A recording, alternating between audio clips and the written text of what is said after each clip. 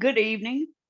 Welcome to the United Independent Compensatory Code System Concept book club reading on the area of sex, the ninth area of people activity. Fasten your seatbelts and get your notepad because you're going to learn things about viewpoint that you have never learned before. I mute. Excellent. Thank you, Ms. Williams. Getting us started, we're gonna watch this short clip from Neely Fuller. Maybe later we will watch this a clip from 1974's Klansman, which is really kind of gets into what white people say about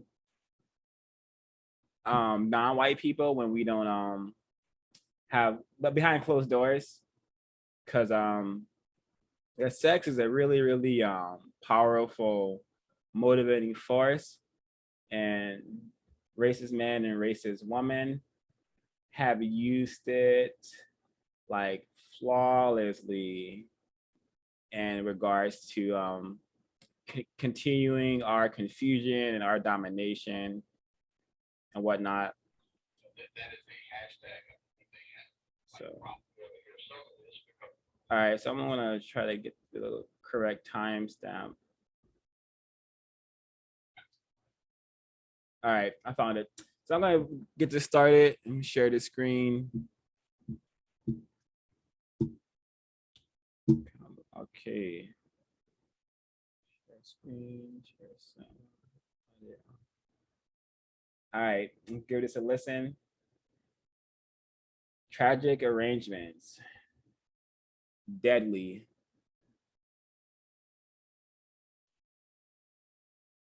But I think some of the people in here do want to hear some of this, because at the end of the day, ladies and gentlemen,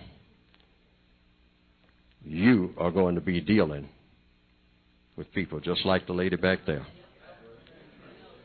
She is still a member, maybe not in good standing, of the greatest force on this planet in the form of people. Don't forget that. This lady said she was white. You might say that don't mean nothing to you. You know that you are not telling the truth when you say that. She's a member of an organized force, or she's at least associated with it, even though she's saying that she wants to get disassociated with it. But what did I say at the beginning of this talk? The white people who don't believe in racism are not among the smartest, which means that they won't know how to deal with it either. The lady has said, didn't you say that you came in here to try to learn something? I'm quite sure Right. You're here for a reason. Right. Is that the reason? Yeah. You didn't exactly say that, but I helped you along. Right. I have to remember that. Right. Okay? But the best people to learn from are the people that you're running from, because that's where the work has to be done. See, you might can solve your individual problem, and at some point, one way that you may do it is hook up with somebody non-white in a sexual way. I'd like that. You like that? I thought you would. I mean, Now, according to the code, okay, be quiet, everybody. Everybody be calm. According to counter-racist logic, if you, or if you have ever, or if you do, or if you're planning on it, having sexual intercourse or engaging in any kind of sexual play with a non-white person anywhere on this planet during the existence of white supremacy, you are not running away from what it is you say you're trying to get away from. You have wholesalely, in the worst way, taken a person who is already a victim and victimized that person to the nth degree. There is no act that you can commit that's worse than that. The black person would be better off if you put a gun to their head and killed them, because at least that would send a message to the rest of them to stay alert. If you do this sexual thing, it will put the rest of them to sleep, and they will go further into the confusion. And that has been proven over and over and over and over and over again. So I'm duty bound to tell you, hold it, this is science, I'm duty bound to tell you this because this is true. Now, you may emotionally have this inclination. You have to kill it. Well, I'm married to a white man, but I'm just saying, I find black men very attractive, too. Yes, but I can understand that. This happens all down through history. White men have it more than you, probably including the one that you have, if he ever went to Nam or someplace. Yeah, he was. He's got a long record. You say yes? He was in Vietnam. He was in Vietnam. Right. Oh, okay. Hoochie House. Okay, maybe. Right. I don't know. All right. But one thing that white men do everywhere they go is make sure that they run through the black females, and then after they finish with them, they dump them and turn them over to us. Okay? But what can we do as white What people? can you do? That's the question. Excellent question. Best question in the house. You can go among the white people and start taking those hits that you're going to get when you start talking the way that you talk and start saying you want them to settle this problem, because that's where it has to be settled. The reason we talk among ourselves is because how many white people like yourself are going to walk in here and fess up? Well, I think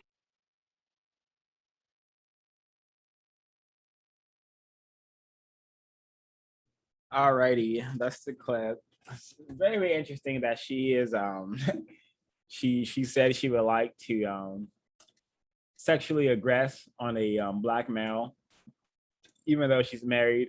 Very telling of racist suspects, I believe. But I really like that clip because it's very true.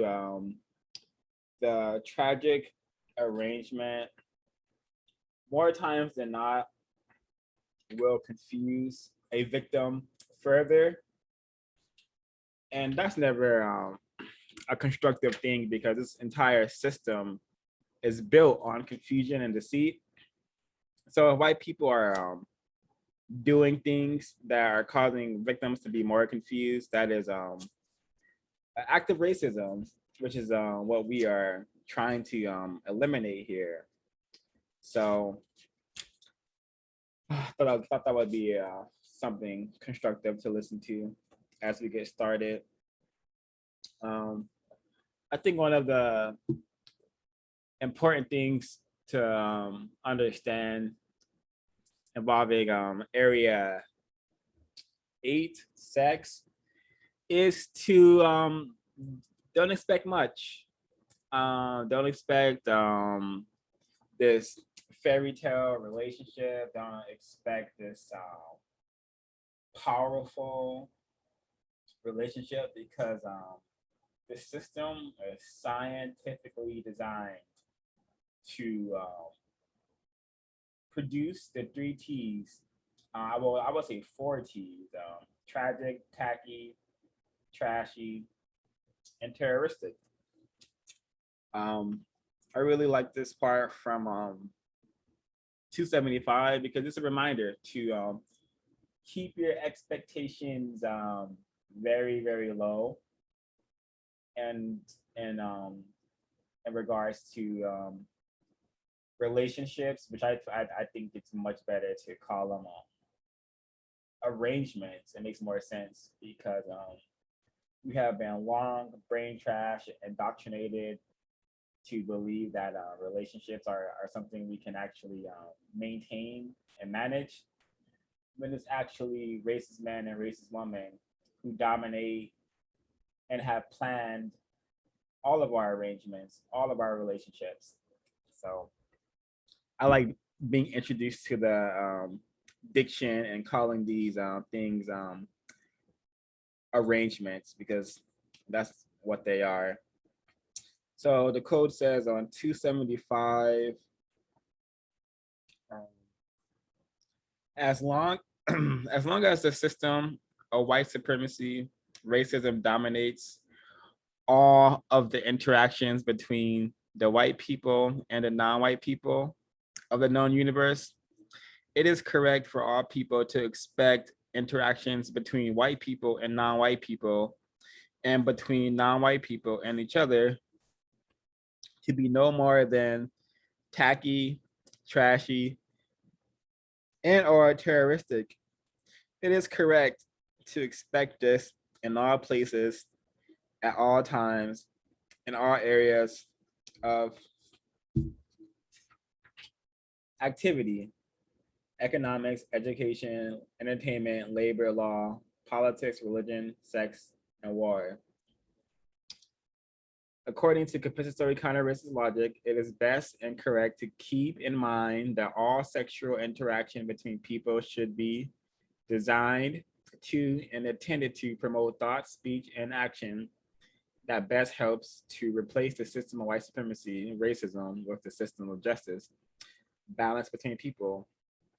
Therefore, in all of their arrangements, it is important to think of the ultimate goal as to not only getting satisfaction from sexual sensations themselves, but to think of every interaction as part of a focused, constructive process of producing all of the qualifications and characteristics of the universal man and / with for universal woman.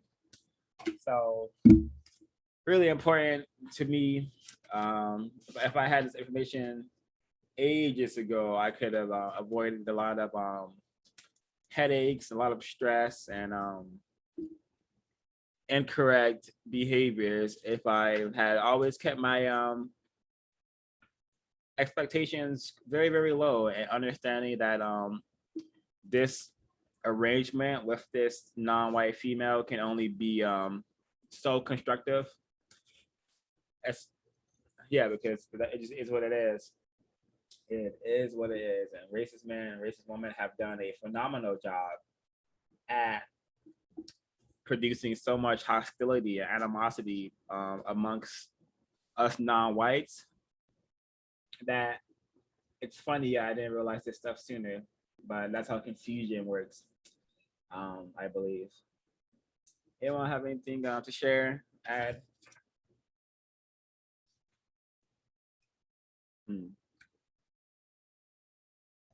Yeah, I do. So reading through sex, I thought a lot about my younger days, specifically around middle school and beyond, up until maybe college.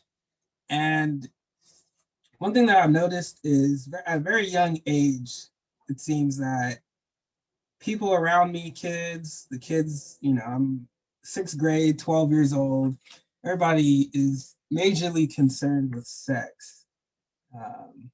It seems sex dominates most of our conversations for some reason. People were telling me that they were having sex and they're only like 11 years old, 11, 12 years old.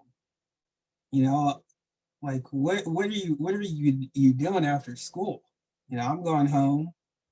I'm gonna go ride my bike outside or play some video games, But apparently these people were getting in and having they were having sexual activities, sexual visitations, I guess. So, being very dominated by sex at a very young age. As you get older, it doesn't, I think it gets worse. It seems like a lot of it is, you know, for so long, having sex was the goal. You know, having sex was the goal, was the prize. And I can see how that definitely causes a lot of confusion, how the white supremacist gets us as non-white people, because this was mostly non-white people, in my opinion, talking about this and being so preoccupied with sex. You know, so how the white supremacist gets us to focus on having sex, keeping us confused, preventing us from reaching the universal man, universal woman. And I said, where was I going with that? Yeah, so as we're being dominated by these thoughts, we don't ever have time to really create these these quality relationships, or what Neely Fuller said, you know, a harmonious relationship that can never be achieved. Really, all the arrangements that we encounter or become a part of are really just tacky, trashy, and terroristic, because we don't know any other kind of relationship. We don't know anything better than a tacky, trashy, or terroristic relationship. I mean, think about how we're talking about the complementary sex at such a young age. You know, reducing them to body parts. You know, that's just common. That's exactly what we do to each other. On page, I like the very first thing he said. I'm sorry if you read this, Swa, on page 276, where he says, question, if a non-white lady desires to have sexual intercourse, with whom should she choose to do so? Answer, as long as white supremacy exists, a non-white female should choose only a non-white male who is currently doing all that he can to speak and or act to put an immediate end to the system of white supremacy and to replace it with justice. Justice, balance among people in all areas of activity.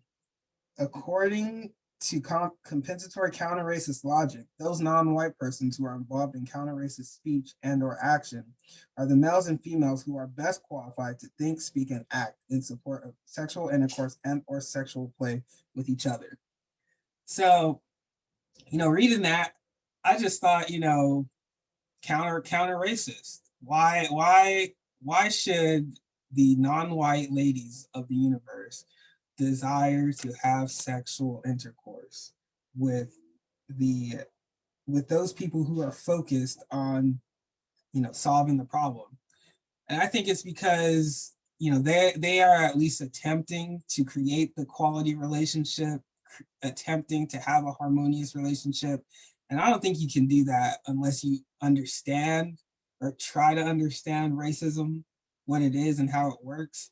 Because if you're not attempting to understand that, then every relationship that you're going to be in, every encounter or arrangement you're going to be in is going to be nothing but tacky, trashy, and terroristic. Because you're gonna, you know, you don't even know why it just cannot work out. Why this arrangement just isn't going as planned. It's not going the way it's supposed to go on the TV. You know, I'm gonna mute my mic for now. I'm talking a lot. Really well said. Koiki, you said a lot of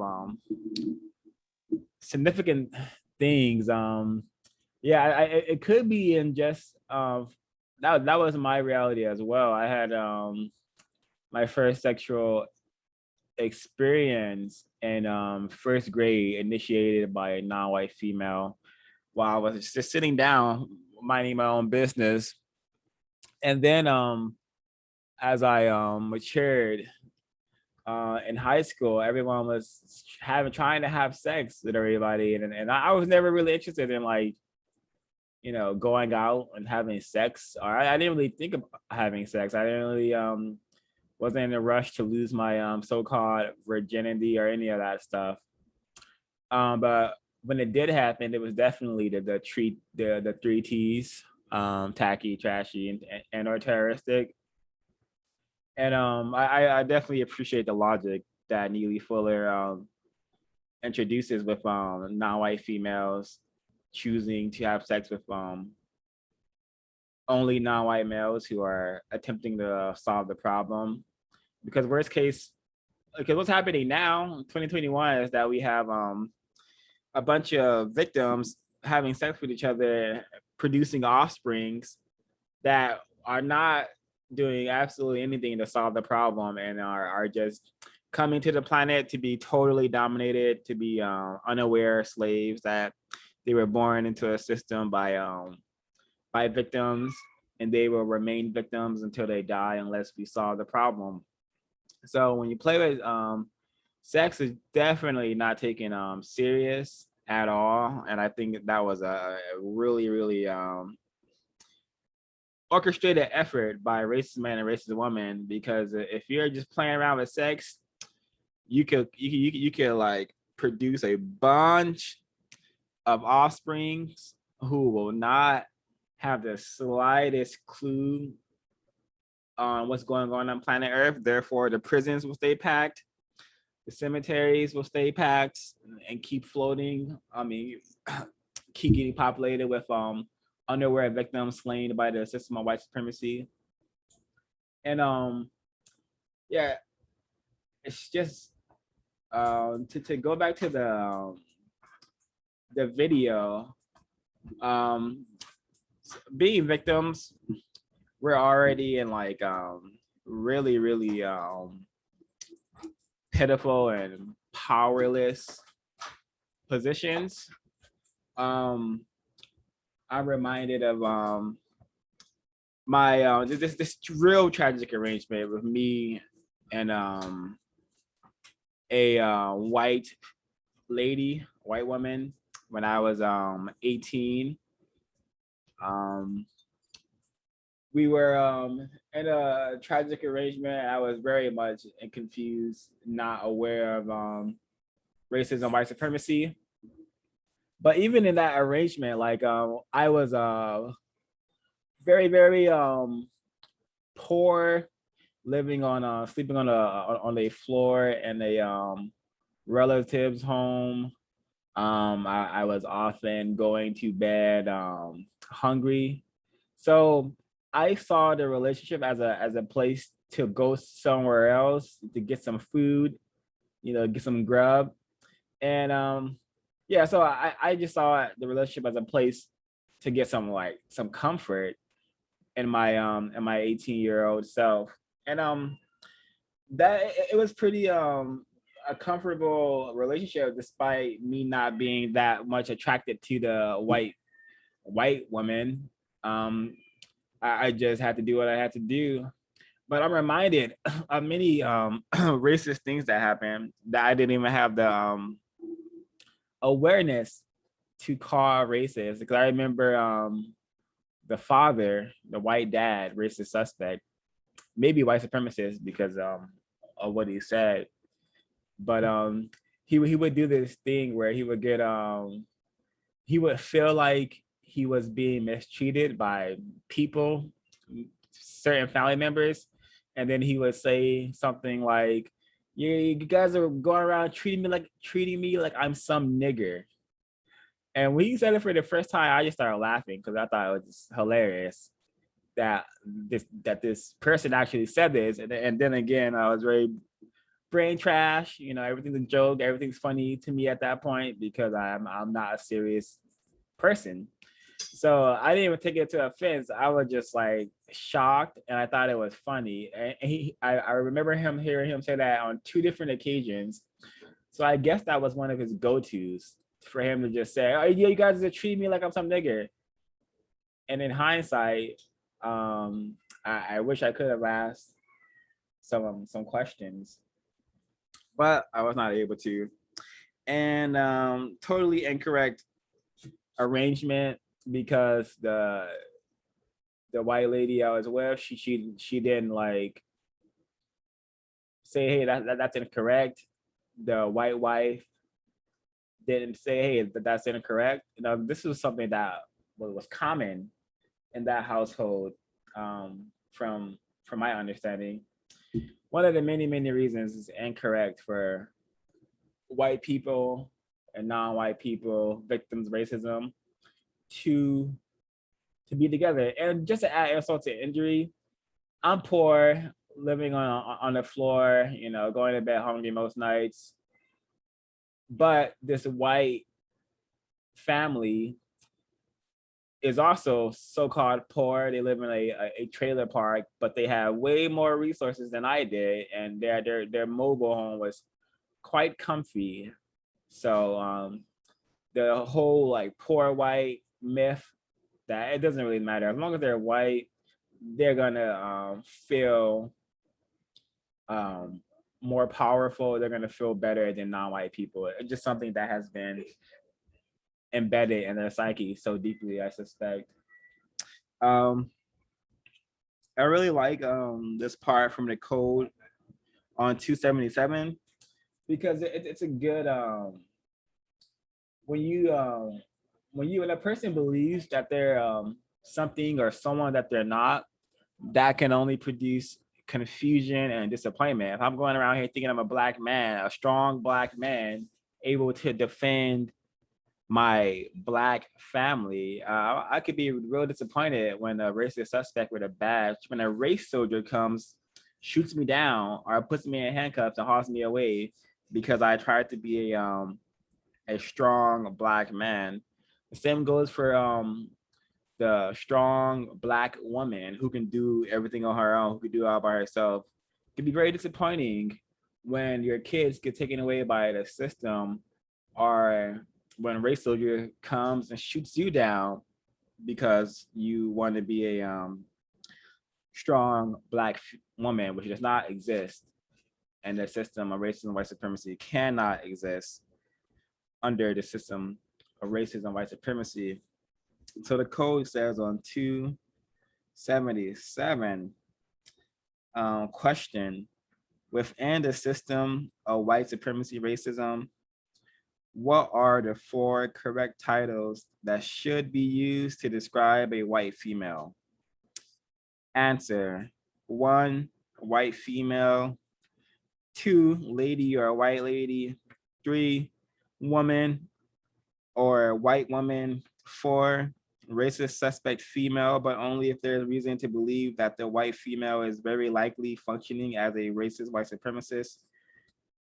Explanation: those white people of the known universe who practice white supremacy are the only people who have the power to decide which people are men and which people are women, rather than simply males or females. Within the system of white supremacy, it is the white supremacists who decide who is to be regarded and treated as a boy or a girl, regardless of their formal or informal titles. Mr., Miss, Lady, Gentleman, Judge, King, Queen, Father, Mother, etc. The white supremacists have decided that in order to maintain the system of white supremacy, only white females can be regarded as women within the system of white supremacy. All non-white females are regarded as non-women, girls, gals, etc., and or as creatures to be valued as less than women. As long as white supremacy exists, non-white males are the boys and non-white females are the girls, who are dependent upon and subject to racist man and racist woman collectively, white supremacist men and women collectively. So very important to understand our position, to understand what we are in the system of race and white supremacy, because it's very hard to be disappointed with your position on planet Earth if you are aware of it, Ms. Williams, I see you have a comment to share. Yes, I'm really appreciating this chapter on sex because I'm not even through with the whole chapter on sex, but I'm just amazed in how the logic is written in such a form that it makes perfect sense if you're working to become the universal woman and the universal man. I wanted to share 2 points of a question that comes at the bottom of 268. It says, question, what are the best and correct things to say when talking about your sexual activities? Now, before reading this chapter, I would have kind of thought maybe my sexual activities probably was something positive, right? Because that's what I have been taught, that was positivity and that's what people are supposed to do. But after reading the chapter, it makes me understand that when the answer is all of my sexual activities have been a result of the system of racism, white supremacy. I had never really thought about that, beforehand, because I'm thinking this is what everybody do, but then realizing you're following a plan that the racist man and the racist woman has already set forth for you, and you're thinking this is normal when it's not normal at all. And then it goes on and says, none of my activities have resulted in the replacement of the system of white supremacy, racism, with the system of justice, balance between people. When I look back at it, there was nothing in those sexual activities that could do that. But then now I'm learning how to properly have a sexual relationship with somebody that can work to producing justice. That's mind blowing. I mean, seriously, it's absolutely mind blowing because we're not taught about the positivity of doing something positive, even in our sexual life, right? We think about in other areas of our life that, like the guys were talking earlier about cryptocurrency, right? Now that's about pulling your income and having more money to do the things that you need to do, right? But we never look at the area of sex being just that as important as our money, even more so a greater asset when we properly learn to use it. And then it goes on and says, and my morality is and always has been equal to and better than the sexual morality of all the white people who have participated in the system of white supremacy. I've learned what I know about sex, or we've learned what we know about sex from them. The worst people in the world to teach anybody about sex, but this is what we've learned from. And we're practicing this if though we're being correct or fair with each other in a relationship when we're really not. But that's all we know. So to me, having the code gives you a better insight of how to start developing quality relationships, something that will help you to grow as a person and the person you're interacting with grow as a person as well. Yet you're both working on how to replace racism, white supremacy in your thought, speech, and your actions in all areas of activity: economics, education, entertainment, labor, law, politics, religion, sex, war. We need to learn all these areas, how to effectively uh, react in each area. Sex is no different. We have taken it very lightly, if though it's something we can just play with or play with the hearts or the minds with people with it, when it's really a weapon for good and a weapon for bad, depending on which way you're using it. And so far, because it's trashy, tacky, terroristic in the way we've dealt with sex, nothing good has come from it. So I look forward to learning more about the section on sex and how to properly have quality relationships with other non-white people, because sex is a part of our life, whether we want to believe it is or not. I mean, I remember I worked in preschool for a while, and even in preschool, I think we had like 3, 4, and 5-year-olds. They were trying to interact in sex at that age. So it tells you there's no certain age where a person will be introduced to sex. It should be a certain age but it's not. And if our children are young and learning this stuff at an early age, the tacky, the trash, and the terroristic form of it, then they're gonna become those type of adults. But we can start working now and to developing the right type of quality relationships by countering racism, white supremacy, and working and producing justice, a balance between people. That's what we need to be working on. So for me, I'm just enjoying it, and I'm just so pleased to see how skillful Mr. Foley took his time to write this in such a understandable way that when you read it, you're not even confused about it. All you can say is, wow, wow, because who would think like this? Who would just think of something like this? But I'll mute now, but I'm just saying, I'm just so pleased with the chapter.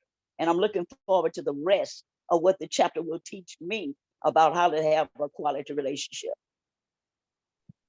Very well said, Miss Williams. I really also appreciated the sexually morale aspect. Well, one quick comment. Very tragic that you experience preschoolers trying to engage in sexual play with one another. I suspect that behavior comes from what they are experiencing at home, or what they are being exposed to outside of the school. But that's a different conversation. On 279, I really appreciate this. I think Dan had something to say. Oh yeah, that's fine. He could comment right after I make this point. Okay. So 279, the code states, do not expect any person to be so-called sexually immoral at all.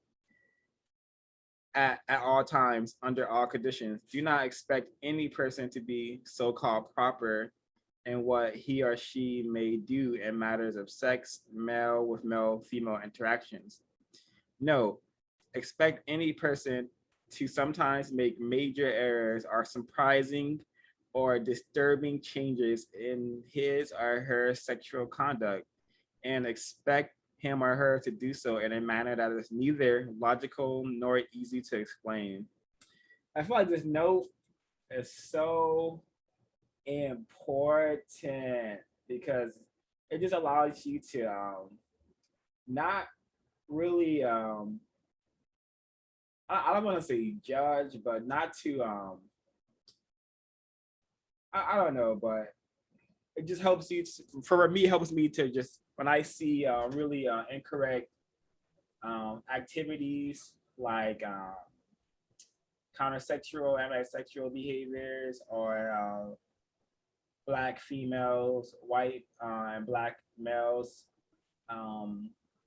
engaging in sexual play with white people, so-called having relationships with white people. I just remember this note and say, oh, well, this is what the racist man and racist woman have planned out. So this is what is supposed to be happening and will happen until the system of racism and white supremacy is replaced with a system of justice. So I could spend a lot less head scratching and trying to figure out, like, why is this person with this white person, or why is this person choosing to try to pretend to have sex with their same sex. And now I could just say, oh, this is not logical, and I shouldn't be surprised by this anymore, because white people will show you better than I can tell you. And like, one thing I will never forget, and I should honestly thank the white people for giving me an early example of their nature, because I was like 13, 14 maybe when this very older white man, probably in his 50s at the time of and this younger white male probably in his late 20s, but they showed me and my twin brother some bestiality porn. And so they have already conditioned and trained some white women, some Black females to have sex with animals.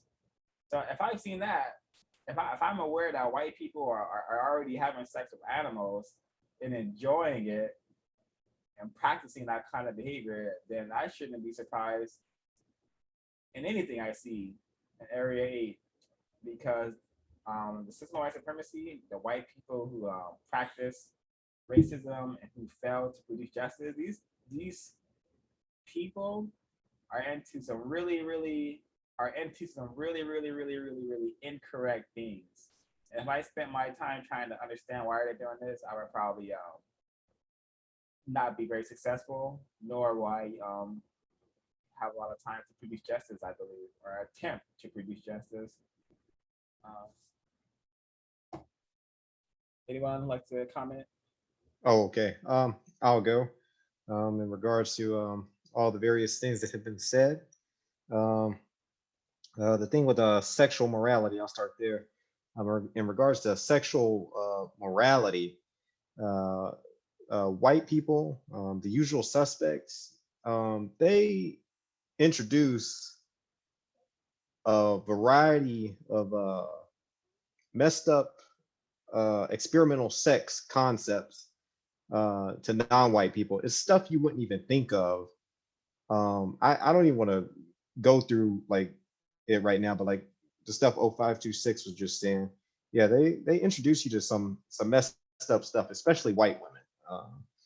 And then this is a point from the 1984 edition of the code book.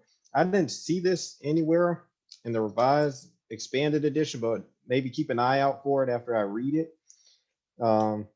This is on page 196 of the 1984 edition.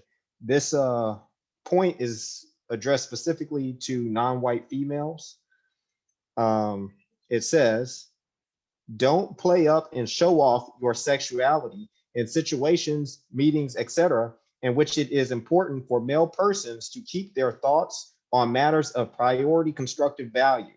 In such situations, avoid placing your body, moving your body, or wearing anything on your body in a manner that tends to promote sexual arousal of males who are present. Do not seek to dominate the attention of Black males in a manner that distracts them while they are trying to do something of greater constructive value. If a Black male is trying to do something to eliminate racism and or promote justice, do not harass or berate him for not giving you enough attention. Do not insist that he stop what he is doing and spend that time entertaining you. Reasons, explanations. One of the major reasons for the lack of constructive thought, speech, and or action among many Black males has been the great amount of time and or energy artificially directed or programmed towards sexual activity and or toward those areas of activity that are closely associated with sexually motivated sport and sexually motivated show-offism. Sexual activity should at all times support the production of justice, not hinder or distract from it.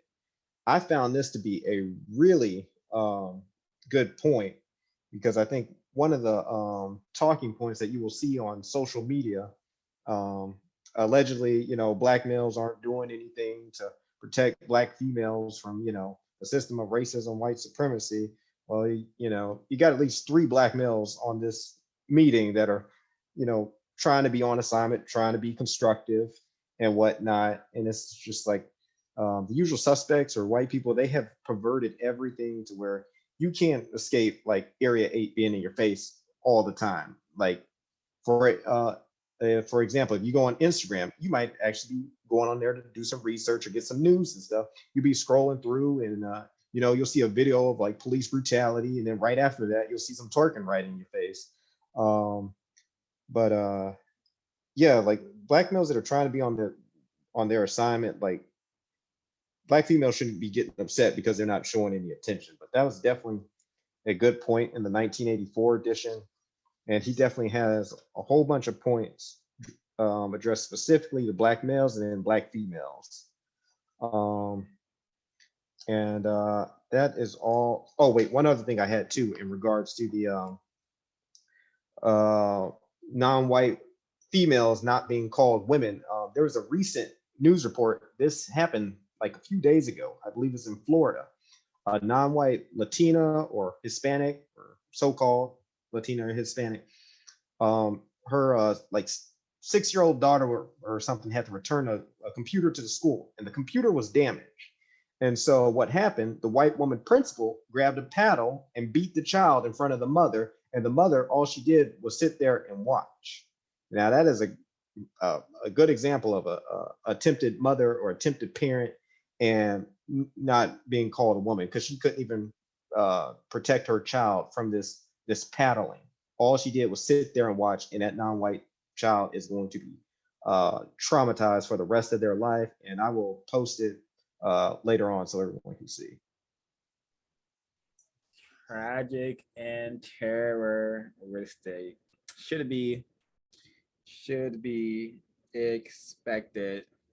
And I think we should air out what white people have trained us, forced us to do, and this experimental sex, because pieces of a puzzle, the ISIS papers, we learned a lot, and it's so damaging to a person that many people will have experimental sex with white people, and it will cause them so much trauma, so much so that some of them will even block out the experience. Because I'm reminded of Renita Tate's her whole reason for writing the book is because she had like a similar experience. She had been with a white man, and the sex had traumatized her so much that she didn't even remember the experience until until Neely Fuller had asked her, "Have you ever had sex with a white man?" So like white people will convince victims of racism to participate in golden showers, to participate in I don't know what it's called when you are defecated on, but that is also something common. And I suspect they do it to shame, to make the victims feel embarrassed, and to also keep how they're practicing racism a secret, because you're not gonna find a lot of victims of racism who are gonna confess to being shot on or pissed on by a white person. It's just not gonna happen. And this is one of the ways that the system is maintained in practice. It's in the bedroom, and that is really, really terroristic. And this is something that victims of racism should know. The ISIS papers talks about the degrading sex that white people engage in, especially the golden shower. I don't know how common that is, but common enough for us to know about it. We should know about it. We should tell victims about it. You don't want to be a white people. Next thing you know, you may be being asked to get pissed on, or you may be asked to piss on them, because I suspect they request that sort of thing because they have the proof is there. You don't have any thing to add?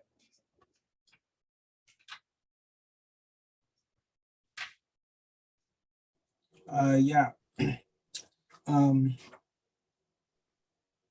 So on 279, I just wanted to make a note at the bottom where it says, be aware of everyone's sexual weaknesses, strengths, and peculiarities, including your own. Be cautious in your judgments and conclusions. Be careful in what you say or do that may add confusion about or do greater non-constructive harm to those involved in one or more questionable sexual situations, especially during the existence of white supremacy racism. And then on the notes, he said sex and thoughts, speech, and action associated with sexual intercourse and or sexual play, an extremely powerful motivating force that has a great effect on everything that people do or not do in every area of activity.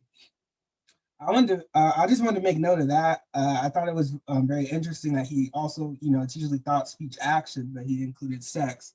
So, kind of giving context to the power that sex has as a motivating force.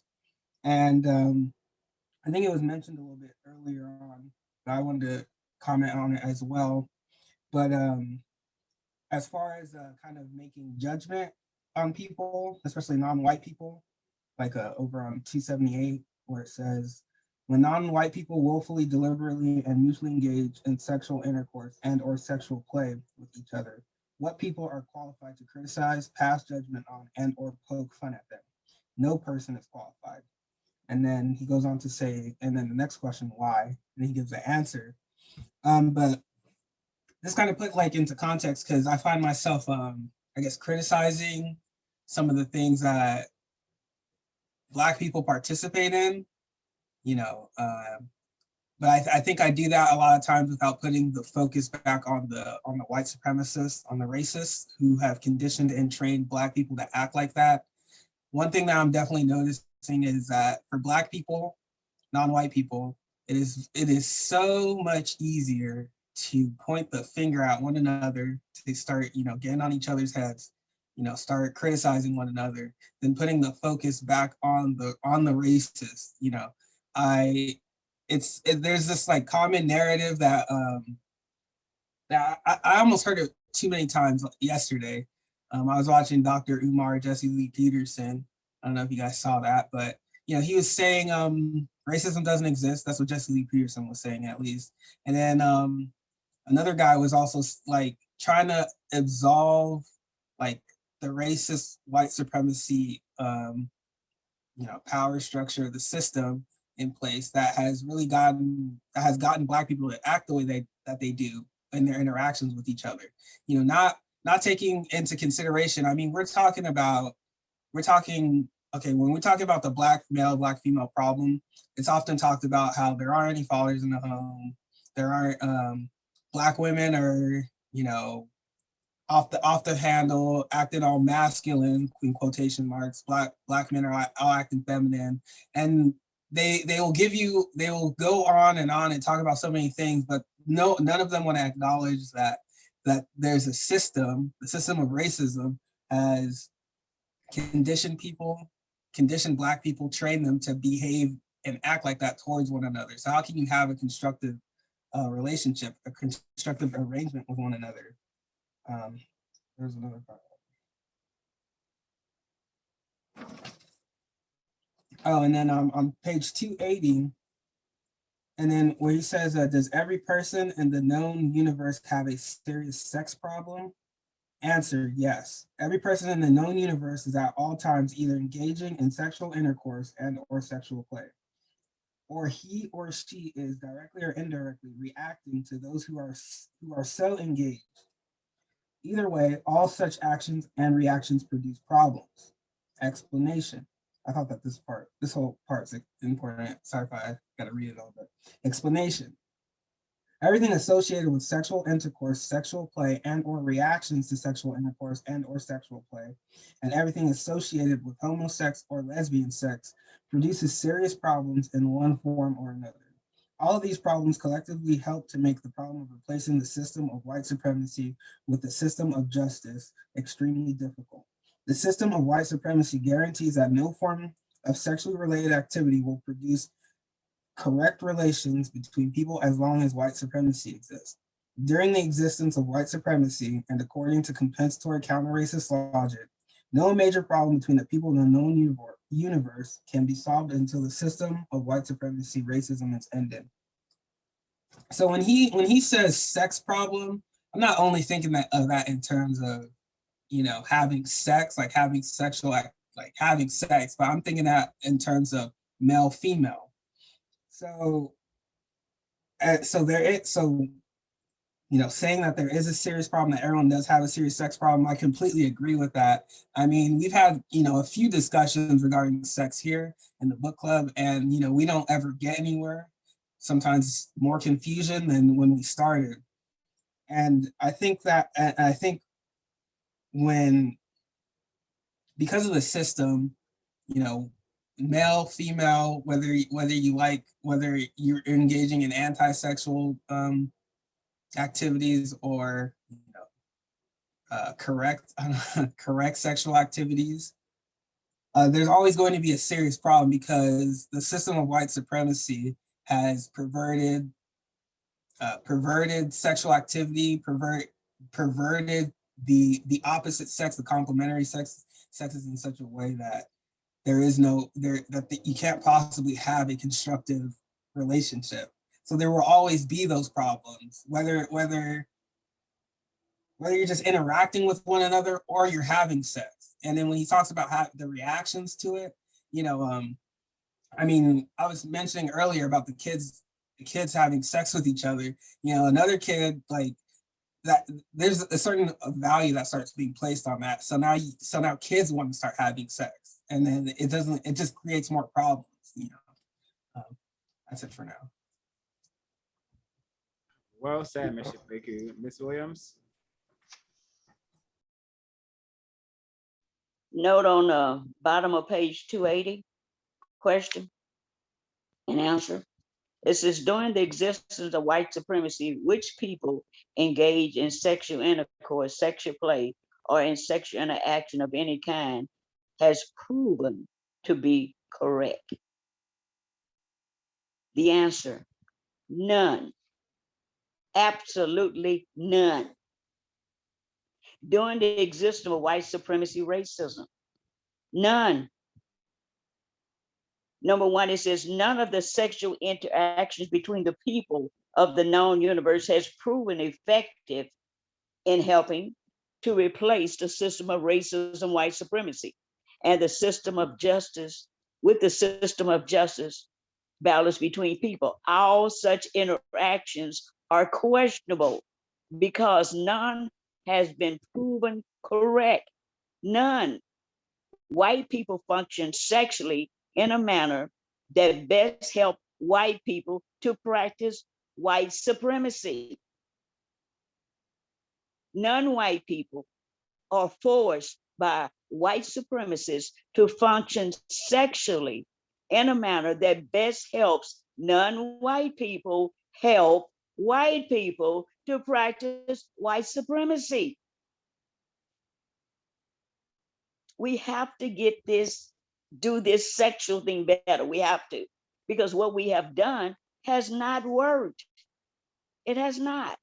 I understand Mr. Fuller's concept is totally different than anyone's solution to solve the so-called race problem.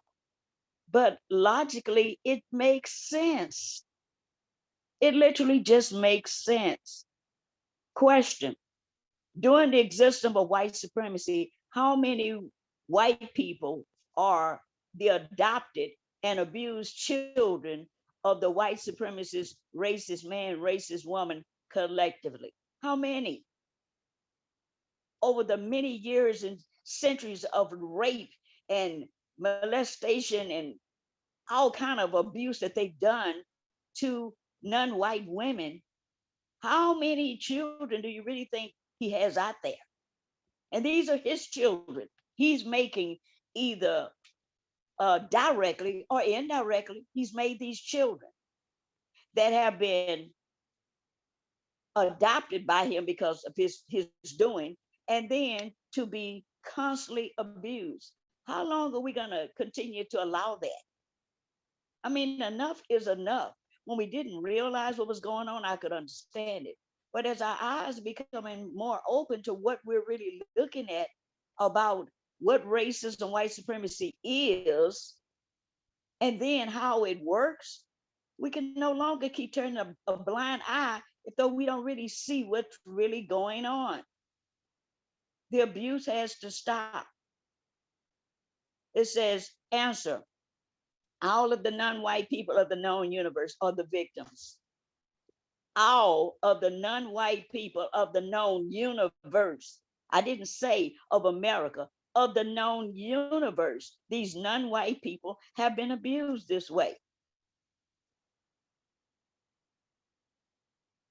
I mean, Yeah, and it says of all ages. So no matter what number age you are still, we are all still abused children. I can't wait to read from 284 in a little while, but we are definitely abused children, and you can see that behavior playing out if you truly observe non-white people. how we react, how emotional we are, how we truly behave like children just trying to get the next flashy toy, the next big toy to show off to our little associates and whatnot. Thanks for sharing, Miss William. That was really well said. I totally agree. For 281, we get a little indication that we should not be having sex with white people. I'm just gonna read from the code. 281. It says, what are the 3 things that you should definitely not do in regards to sexual intercourse? Answer: 1, do not be hypocritical in anything that you say or do in regards to anything that involves religion, sexual intercourse, and your chosen religion. Do not engage in sexual intercourse with a white person as long as white supremacy exists. Do not say or do anything that you believe may help racist man and racist woman to gain greater power over any non-white person in any area of activity, particularly in matters associated with sex. So I think it's great because racist man and racist woman have created a situation where many well, they call it down low, so-called down low brother, which is a countersexual black male who was pretending to be not a countersexual. And recently I had a really incorrect experience with a countersexual Christian black male victim of racism. But the angrier that they got, just the more confusion I was able to pinpoint. And it just shows like the devastating effects of a victim being fed just lies for their entire life. This person thinks they're a Christian, and if you really decode Christianity, that black people, according to Christianity ideology, are black beasts, are heathens, worthy of the sword or slavery. That's what Christianity says about non-white people. And to add on that another layer of confusion with the countersexual behaviors, it was just like, holy hell, this person is so far gone. So talking to people like that just was really like hopeless. And this is why I think the code emphasizes minimizing contact with other victims of racism, because there's definitely layers of confusion. White people have definitely done an awesome job at refining the system, because you have confusion in all nine areas. So we have this countersexual Christian who listens to music that I would call noise, because it just doesn't seem to give any constructive value to this person. And to add insult to injury, this is this victim is countersexual. This victim claims to have been cured from being gay by listening to and I quote, house music. Then at the same time, this victim will bring home young black males, and I suspect he's attempting to groom them in some sort of.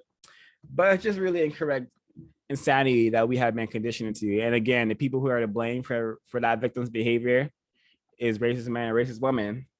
But it's my duty to understand what's happening so I can avoid that kind of poison. I kind of want to I'm actually gonna play a clip, because area 7 religion and area 8 sex, they just go really hand in hand together. Like it's a like some kind of Molotov concoction of confusion when exposed to Black people. You know, you get you combine religion and sexuality with non-white people, a mix of just really tragic. And it's, They go hand in hand. yeah, they go hand in hand. I'm gonna I play know somebody that they can't listen to like certain music, like R&B, because it's over sexualized.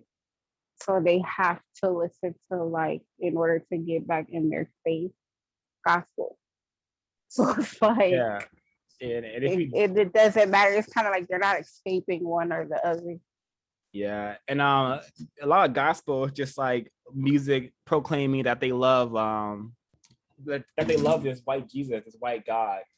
And also, I suspect if I am trained my entire life to worship a white Jesus, to worship a white man, to get down on my knees and pray to a white figure, then I could possibly develop sexual feelings for this white imaginary figure.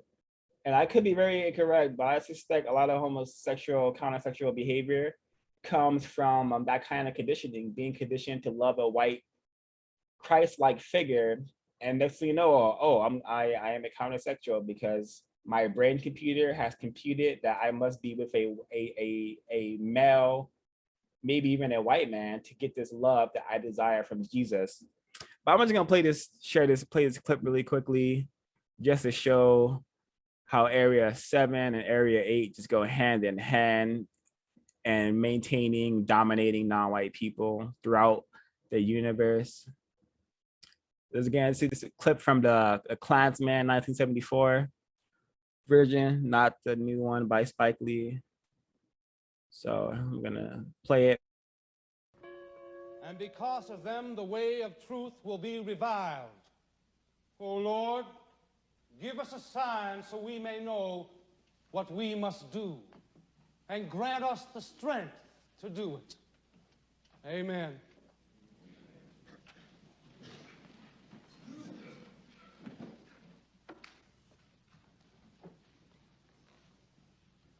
We stand alone, besieged by God's enemies. Our once Christian nation is being delivered to the godless. We are losing our young people. Look around you. They are not here. They have banished themselves from their righteous company, just as God's altar has been banished from those schools bearing the mark of the black beast, are being forced into the innocent fellowship of our children. As devoted parents and patriots, we must stand up for Jesus. And Ella,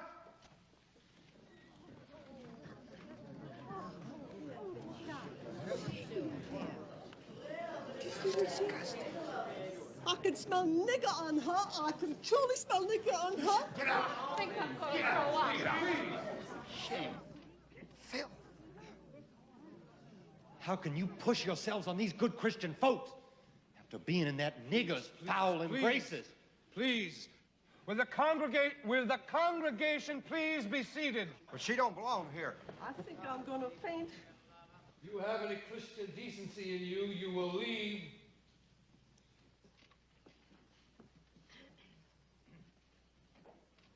I'm waiting. You blame me for what happened. As though I did something filthy. Go on. Well, you're the filthy one. You fine Christian people. Now let's get out of I here. wish I could Now, forgive don't you worry as about our these Lord people. forgave his enemies. They're just trying But to I bother you. won't. Come on. I can't. And I never will. I am not ashamed for what I did. I did nothing. Alrighty, so that racist suspect you saw being forced to leave the church had engaged with a black male, and that was what the white folks, the good Christian white folks, thought of her for doing so. And I'm sure this mentality is still very much alive in America. I mean, my bad, and on the globe, throughout the globe, because that's the programming. It goes that deep. So I hope everyone was able to hear that clip. But yeah, any one of the many reasons why you should not be in bed with white people if you are not white. And I suspect if an affected number of non-white people we're really going around letting white people know that we are done having sexual relationships with them until we have a system of justice, I'm sure we could get some momentum going into producing justice, because I don't think white people would like that very much if all non-white people, or enough of them, say, hey, you know what, we're not doing this anymore. We're not going to let you guys experience our bodies while you're still mistreating, killing us, abusing us for fun and for glory and for power. We're just kind of not going to do that anymore. So you could go ahead and kill all of us, or you could produce justice. But we're not going to have sex with you anymore. If you want that, you're going to have to go back to raping us like you guys did during slavery for those 600 years or so. But I mean, I think that could get some momentum and producing justice. Just all non-white people saying, hey, we're not going to have sex with you anymore. We're not going to entertain these relationships. We're just going to, not do that. I think that could solve some problems. Comments, questions?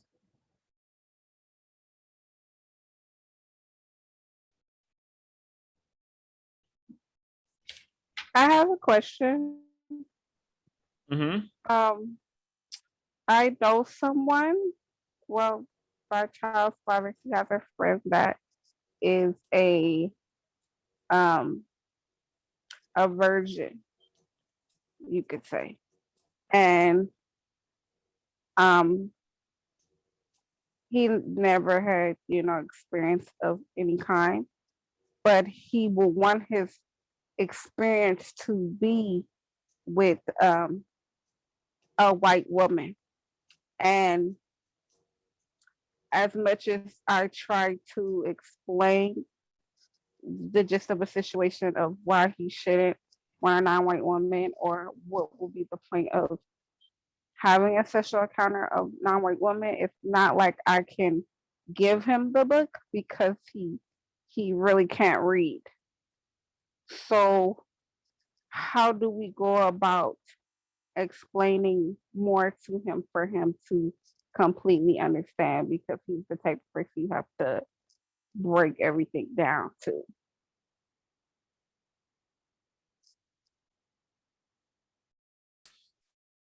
Well, I would attempt them to give them some resources that they can start to develop the ability to read. But other than that, just send him like lectures, send him Neely Fuller videos involving the topic of sex. And since he's still a so-called a virgin, you could introduce him to the piece of the code which says we should not be having sex with anyone who is not attempting to produce justice on planet Earth. So maybe that may help that person to find a mate who can become a person who can become a codified person, who can be serious about trying to solve this problem, because we don't need any more slaves being born, or we don't need any more terroristic relationships among non-white people. So that's my answer. Would anyone else like to try to answer Ms. Crease's question? Just kind of echoing what L5 was saying. I would agree that first and foremost, helping that individual to get the resources to be able to read. And there are like a lot of constructive lectures and videos. The cartoons, for instance, are one. The Neely Fuller cartoons on YouTube are a good one. And just, listening to a lot of his talks on YouTube. That would probably be the best route to go, seeing as he needs help immediately, constructive help.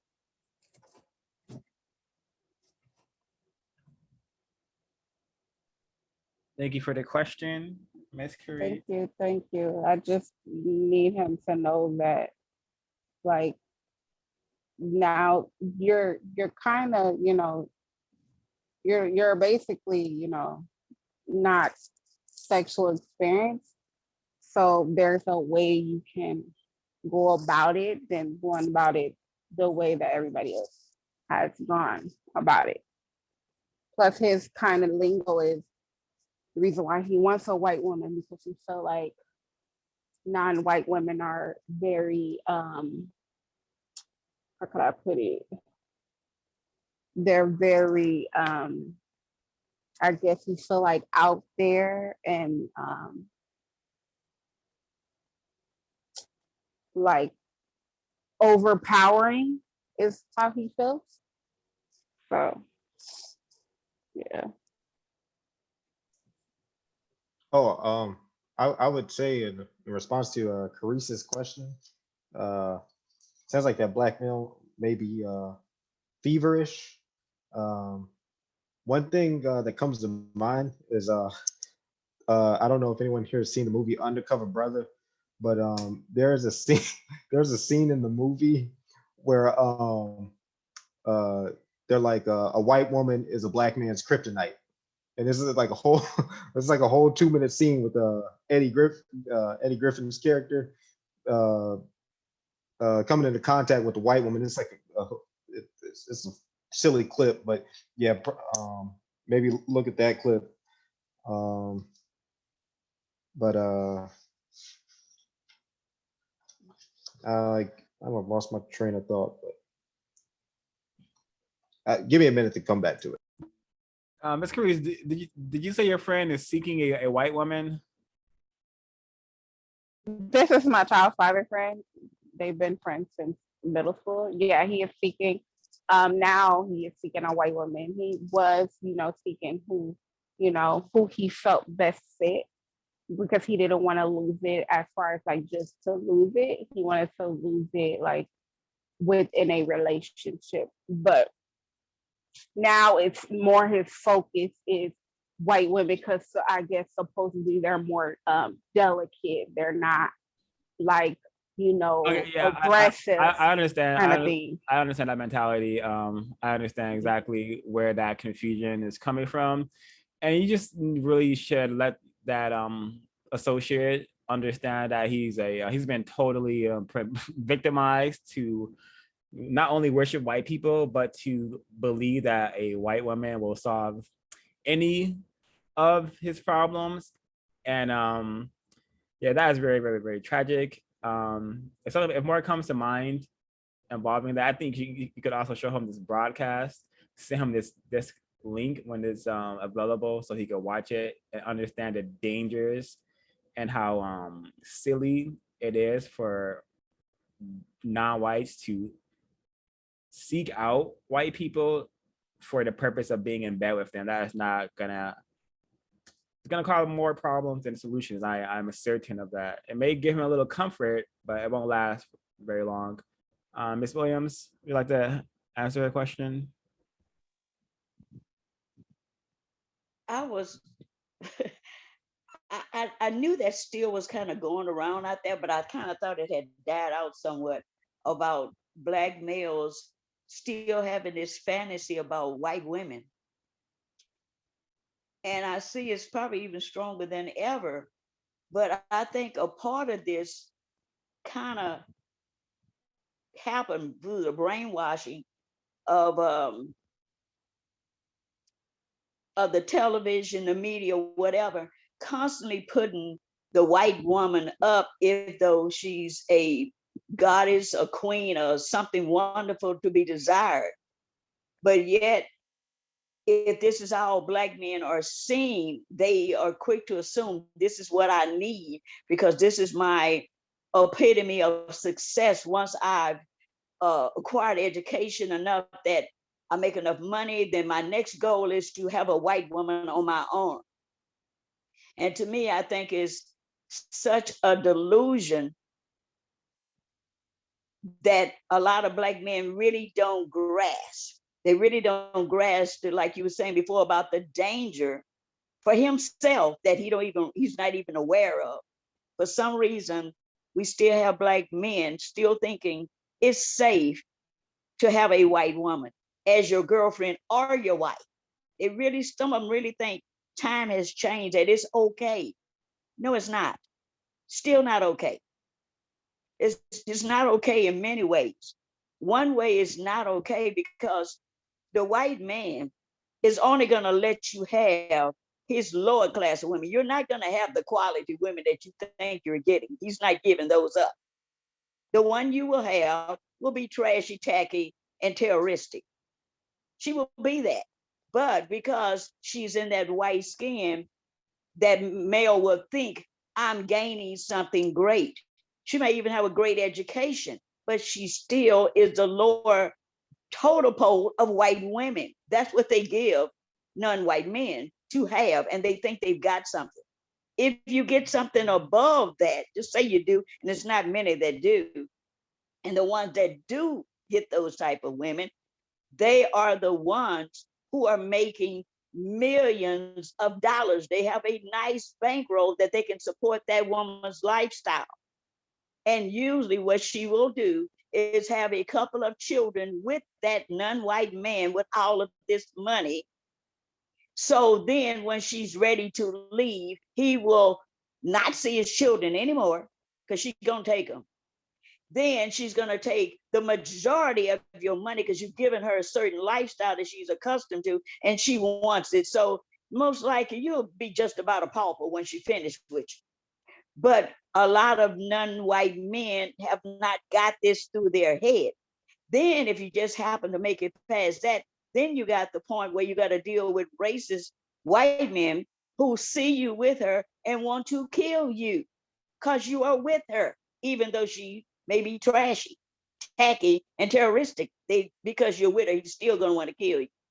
That's why so many men are being lynched. Most of the time, it's not just because they feel like lynching, it's because they're being caught with these white women. And white men still don't like it. They don't care if it is the trashy ones. They just don't like it. So many of them being killed. And the ones that are not being killed, they're still awaiting a time bomb to the time that one white woman decides she wants to seduce you or say you raped her. It's a dangerous game, a very dangerous game. In the book on page 282, it mentions what is the best and correct for white people to engage in sexual intercourse and sexual play with anyone, white or non-white. It asks the question, in our textbook, it says, answer, after white supremacy no longer exists, until then, it is best and correct and sincere white people to practice so-called religious sexual abstinence in order to best help produce energy and focus on ending racism, white supremacy. Now that's what they should do. They ain't gonna want to do that, but that's a suggestion. And it says explanation, during the existence of white supremacy, it is correct for the white person to engage in sexual intercourse and sexual play with anyone for any reason. Instead, it is correct for each white person to do all that he or she can do to replace the system of racism, white supremacy, with the system of just a balance between people, and to do so without deliberate speed. That's what they should be doing. According to the propensity counter-racist logic, any white person who is not willing to do after mentioned should not regard himself or herself as being a sincere and trying to replace the system of racism, the system of white supremacy with justice. If white people tell you they're serious about replacing racism, white supremacy, they should be willing to do all of those things. in sincerity if they really serious. But because most of them are not serious, they will pretend that they are and act as though they're really trying. But this is an excellent way to do it if they would just go ahead and do that. Because we have already decided as non-white people, the majority of us, I ain't saying all of us, but a lot of us had already decided we are no longer going to give you access to our bodies. We're just not. As long as this is this, we're not going to do that. I'm not going to do it even afterwards, but I just thought I'd say that. But it's time for Black men to wake up and realize what you're really dealing with. That white woman is kryptonite. Kryptonite in the morning for you, at nighttime, noontime, whatever time of day, she's kryptonite. Now, if you decide you want to play with her, it's your life you're putting on the line. And sometimes it may be the life of other non-white people that you're putting in jeopardy by making such a decision. So hopefully, non-white men will really begin to understand what they're really doing and stop playing this game of Russian roulette, because that's what it is. You don't know when that bullet is going to go out, but you know a bullet is in the chamber.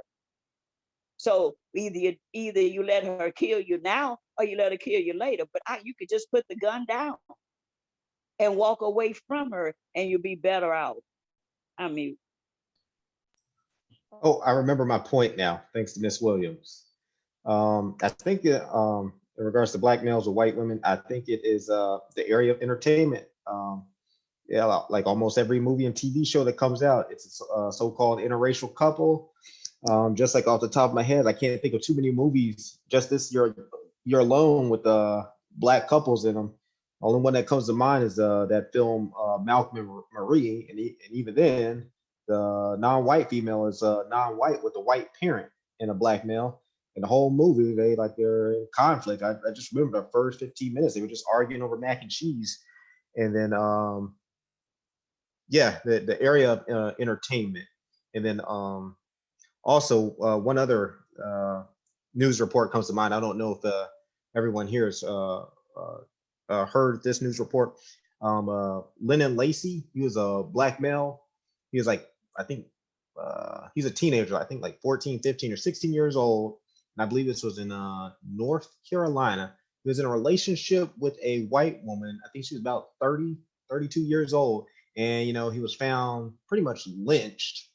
And, his attempted mother never got justice. And I think that's an example of just not being honest and teaching your children about this system, because that relationship shouldn't even happen. That's like a whole To Catch a Predator dynamic. You got a 30-year-old woman with a black male teenager, and they got the ability to do that. They're kryptonite to black males. So that's definitely a case that should be investigated if you don't know about it, because it happened probably at least it's recent, probably like last 10 years or so. Yeah, it's a lot of them. It's a lot of them because they have like these little video skits that they do on like Instagram and stuff. And it's these young little black teenagers asking other young black teenagers, like, what do they prefer, a non-white girl or a white girl? And they're like 90% of them were saying white girl because they're easier, they're more calmer, and they don't have attitudes. Like all this, it was just a whole bunch of them saying they would choose a white woman. So it's more as worse as it is for this generation that's already growing. It's this new younger generation that's still carrying that same mentality of, oh, okay, I want a white woman. Yeah, that is a hustle on TikTok for white women. They just go on there and they say they like black males. They follower count go up and they start making them checks. So it's a hustle on TikTok for white women. Go look into it if you don't believe me. Tragic. And the tragic arrangements between black males and white people, between black people and white people, is just so heavily pushed. on us going for some reason my Instagram page, my Explore page is always full of tragic arrangements, interracial pages. And I suspect it's because racist men, racist women are toying with me because they know how I feel about that. But thank you so much, Ms. Williams, for your wonderful words. Much better off, like Mr. Neely Fuller said, much better off for that white woman, that white man, just kill the black person. Don't sexually sewer them, have all this experimental sex with them, and leave them confused, so they could go back and terrorize black people, non-white people. No, how about you just kill them, so they could get put out of their misery, and we could be spared from the confusion that they have potentially been tainted with. So it's very dangerous. I really love that Russian roulette comparison, Miss Williams, because that's what it is. Very, very, very, very dangerous game to be playing. And when you play stupid games like that, you win stupid prizes like death, early death, unjust death. And as victims, we should be we should be way over the reality of us being just killed like dogs, like animals, and nothing happening. We should be tired of that reality, and we should not want to associate ourselves with anything that can create that reality. So one of the things that can produce that reality is trying to have sex with white people, trying to be with white people romantically, sexually, whatever. It's not gonna turn out well for us. And if you're a black female, it's very dangerous. I'm reminded of that football player who beat the hell out of his black female mate.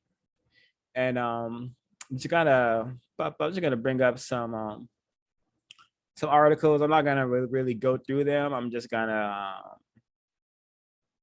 oh, this is only a picture. This is only okay. Here they are. Let me just bring up this one and bring up this one, and just to add, just to really hammer in how dangerous for whites, I mean for non-whites, to pretend that they can find some kind of love with these white people. Just not possible and ain't gonna happen in the system of racism and white supremacy. You can wait until after the system has been replaced with system of justice if you want to go and find yourself a white person to be with. But this black woman, black female killed by her racist suspect husband. I can't find a picture of him. Let me just. But actually, I know where the picture. Here's a picture. This is this don't even look right, But racism and white supremacy creates these situations where this attractive black female will be with this white man who definitely killed her, and to add insult to injury, he may even be able to get out because from my experience, when white people kill black people, they can get out of jail. Another racist suspect. I believe this is I believe is a racist suspect. I could be in error, but another one killed his black female mate. I can't find the yeah. So Terrence Trent Voss got into a fight with Shandon Nicole Scott. Then he shot her, killed her. So they have no problem killing us, even if they are in bed with us. So it's very dangerous, really silly to try to engage with white people, try to make them your boyfriend or girlfriend or husband and wife. 9 times out of 10, 10 times out of 10, it's not gonna be correct. And if you have an offspring with white people, oh my, you're really opening up your world for other misery. Like I was in high school dating this white woman, and I didn't even know what racism and white supremacy was. I didn't even know have the language for white supremacy. But something in my brain computer told me that do not get this white woman pregnant because I'm gonna have to kill her and a baby before they're born because I don't want any half white kids. And I'm 18, thinking about potentially killing this white woman and her and my baby because my brain computer knew. It just knew that I'm not supposed to be having procreating with white people. So thank the creator that I never got her pregnant, because I, even in my confusion, I knew how deadly and how stupid it is to make mixed babies with these with the enemy. With the enemy, it's just not constructive at all. So I really like this. Indeed. Yeah, I really like this part but on sexism. Actually, I should probably read this because thanks to Racist Man and Racist Woman in the area of entertainment, Black females, non-white females are just treated so incorrect with the noise that people call music and like you're a bitch, you're a hoe, bounce that ass, throw that ass in a circle, all this nonsense we share with each other like it's something to be shared and celebrated. I believe that's one of the reasons why non-white females are treated so poorly, because you have a bunch of people being taught, a bunch of victims being taught by other victims who are rappers and entertainers and whatnot. So 283, I think this is important. If you think that your chosen mate deserves to be belittled, there is no logical reason why your chosen mate should be your chosen mate.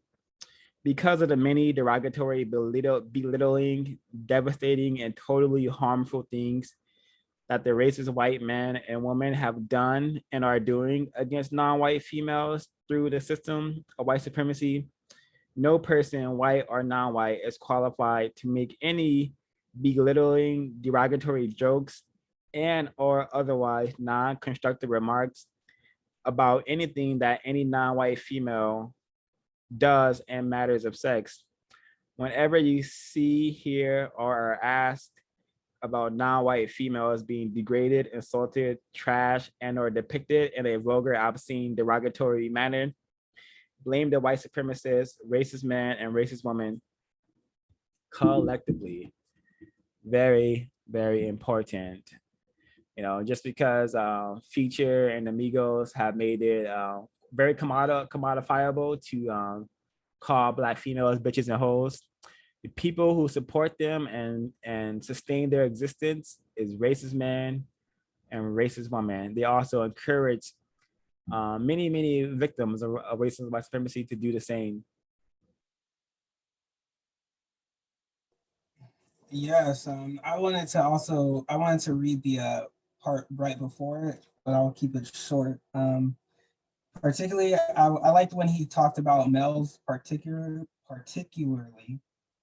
He said, well, I'll skip a little bit, but it said the very worst non-white female has done more for non-white manhood than the very best non-white male has done for non-white womanhood. Non-white males have always allowed and or assisted both white men and white women, particularly white supremacists, in misusing, abusing, and trashing non-white females. At the same time, non-white males have always expected non-white females to help and give comfort to them. It is correct for non-white males to stop doing anything that is belittling or insulting and to stop doing so immediately and forever. So just like the example 05 gave, these rappers who I suspect may be engaging in counter sexual activities, going around belittling women, trashing women. And, you know, I often think about a lot of the, I guess this so-called attempts at producing justice that have gone throughout history. You know, women have always been kind of been heavily involved in that. I feel that women, non-white females, definitely advocate more for justice in some instances than most men tend to do. So I thought this was a very good part, especially with this whole they keep calling it red pill, blue pill, whatever it is, but I feel that that kind of movement they target women a lot, and it's almost like they don't, examine themselves, like as men, as Black men, examine themselves and say, what can I do better to prevent these scenarios from happening? Instead, all they do is point the finger at the women. So I definitely think that this is something that needed to be said and should be done as soon as possible. If we have any hope of producing justice or even having a quality relationship. Yeah, the dynamics between Black males and Black females are so atrocious. And I was gonna ask this question a little later, but I guess I'll ask it now. How have how have racist men and racist women turned Black males and Black females against each other? I can start by asking. Oh, please, yeah. Go ahead, Kofi. Well, off the top, I think that they turned the Black man and the Black female against each other by making it seem like the Black female no longer needs the Black male, that she can get it all on her own, be an independent Black woman. And that's no fault of her own, but they have, economically castrated the Black male in various ways, preventing him from protecting the Black female. And I mean, that's one of the biggest ways that they've effectively turned them against each other, because now the Black female has some resentment towards the Black male, and really it could ultimately come down to her not understanding how racism, what it is and how it works, and neither the Black male being able to articulate or explain, or his lack of understanding for the system of racism and what it is and how it works. Ultimately, that is what is how the white supremacists have turned the Black male and Black female against each other. Well said, and definitely agreed. Another way is it has kept the Black females and the Black males as children, right? So we have both the Black male and Black female pretending. The Black male likes to pretend like he's some sort of player and can go out and get multiple females involved with him, and they call that being like a player. The Black male likes to play, dress up in his jewelry and his fresh kicks, and likes to go out and hunt by acquiring multiple Black females or non-white females to sexually engage with. And then you have the Black female who has been trained to want to pretend to be a white female by going and getting blonde wigs, are going to get any sort of weaves or cosmetic that makes them look other than themselves. And then it has created a dynamic where some Black males will be like, I need my my woman to be my female to be submissive. I need her to be natural. And then you have the Black female saying, I need my Black male to be able to support me, be able to take care of me, And we live in a system that doesn't allow either of these things. I don't know what a natural Black female is, because we're all forced to live in a really, really unnatural circumstances of being dominated by racism and white supremacy. And the Black male can rarely take care of himself, let alone a entire family. So it just many lots of confusion. It has also convinced the Black males that their male associates are of greater value than their female companion or female associates. And it has done the same, I believe, to Black female. It has convinced them that their female associates and female are of greater value than their Black male companions.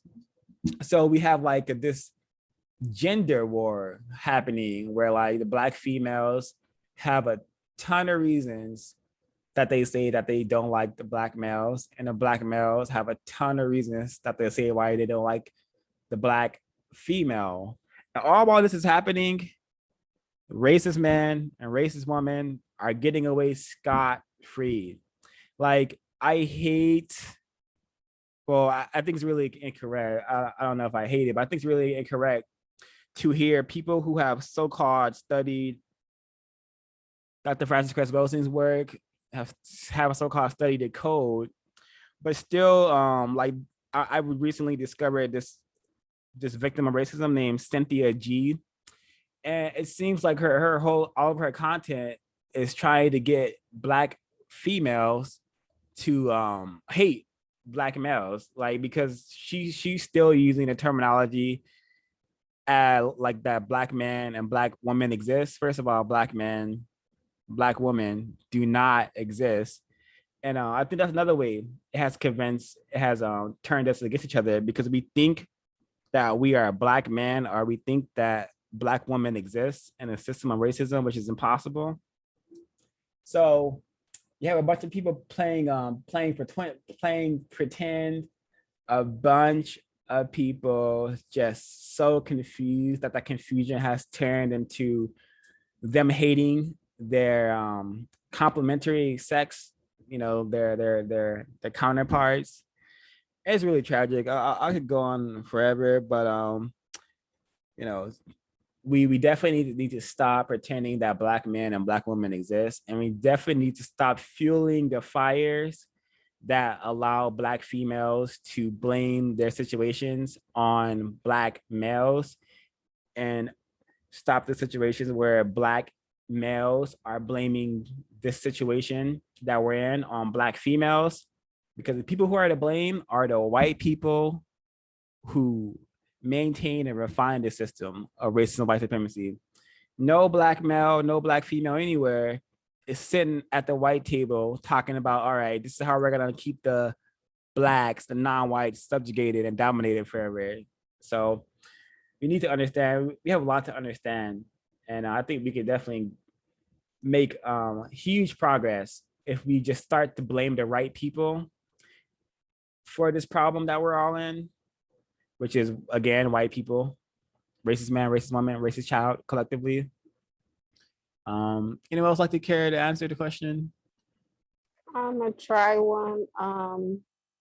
When Black females feel like they're in competition with Black males to do what they quote unquote say, like act like a male, so the player role, have no feelings, have multiple partners with no strings attached, or hurting other males and belittling them. That's one I could think of.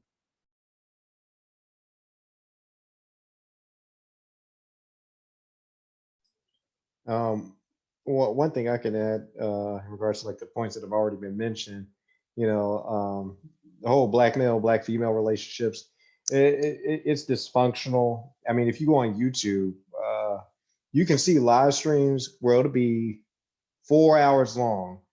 But the longest one I've seen is 12 hours long. of just black males and black females arguing about the state of relationships and interactions between the two. But in studying the system, other groups of like non-whites, non-blacks, like so-called Asians, for example, if you go on like some groups where Asian males, well, it's like predominantly Asian males, you'll see the same complaint coming from them in regards to Asian females getting with white men. They make that complaint, and I've even seen like some so-called Asian females have a no Asian male dating policy. They've completely rejected their complimentary half um, in return for the white men. So some of the other non-white, non-blacks, they kind of have the same area 8 problems as us, but they have been allowed to do better in the other people activities. So that's what I have for right now. Thank you, sir.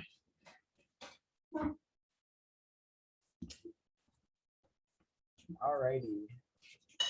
So I think this part is also very important. I once thought like I was introduced to this nonsense called intersectionality, and then sexism comes up a lot involving that nonsense.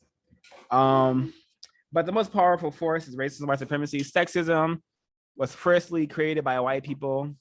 So, so I'm gonna read this bit on sexism from 283, which is very logical, and I think victims should use this logic if they ever met with someone who is trying to say that sexism is the problem we need to solve.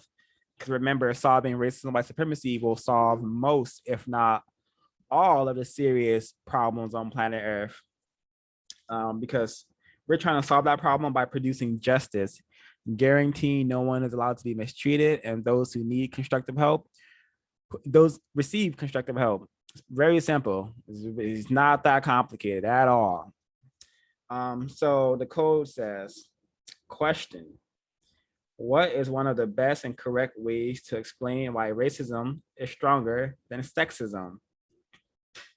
Answer: sexism is a practice of males mistreating females because they are females, and or females mistreating males because they are males. Racism, white supremacy, is a practice of white people during the existence of white supremacy mistreating non-white people because of their color or factors associated with the color of those people. If sexism were stronger than racism, white women would have eliminated white supremacy by refusing to help white men practice white supremacy against non-white females. Notes: many white women pretend that they are not willing partners with those white men who are in the business of white supremacy. They do this in a very deceitful manner. They do this for the purpose of continuing to dominate and confuse both the non-white females and the non-white males. They pretend that they have nothing to do with what white men do. So much logic here. As long as white supremacy exists, know and understand that no matter how much white men and white women may fight each other or in other ways be in conflict with each other, it is best and correct to believe that the most important attraction that they have for each other is based on the desire to continue the system of white supremacy, racism. Very important. Like the white woman, it's been mentioned amongst this group before that they are the masters of deceit. They're the ones who could go unnoticed, because I cringe when I hear it, but I often have heard like white supremacy, like white male patriarchy, white supremacy. I've always heard those things equated to one another, like being the same thing. And then a white woman is just not even on the radar, which is very dangerous, and how we have been so bamboozled in the system by believing only the white men are to blame. But no, it's not. It's a white man, a white woman, and a white baby / toddler, whatever. Those three entities that perpetuate, maintain, and refine the system. Ms. Williams? I was thinking on what you were saying on that, but it took me back to the feminist movement when it was starting, and how Gloria Steinem later got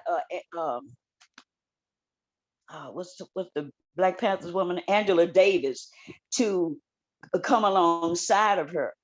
And it's amazing when we sit back and think about how some people want to make this kryptonite white woman so innocent, if though she tends to throw the rock at the target and then hits it, but she hides her hand behind her back as though she's not done anything. When I look at the feminine movement and what white women were trying to do, but they needed numbers, so they wanted Black women to come alongside of it. Black women not having enough sense to realize they're not fighting for my cause. They're really fighting for their own cause, but need me to help them. They're not knowing this. So they'll go along with the program, and next thing you know, the feminists are teaching non-white women, you don't need that no good Black man, because he don't keep a job. He can't take care of you. Why don't you allow the government, the incorrect government, to assist you by giving you benefits to help you take care of your children that you've made with this non-white man? But stipulation. Incorrect government says, well, if I'm going to help you, you got to get that Black man out of the house. You got to get him out. That's the condition. The Black woman looking at, okay, I need to feed my children, so what am I going to do? She falls for the trap to say, okay, well, I'm going to get him out, but sometimes he's hiding in the closet when they ain't there, right? But the whole thing is that they want the Black male out of the household, because once that Black male is out of the household, the Black woman, the non-white woman, she's defenseless without a protector, which would have been that Black man there.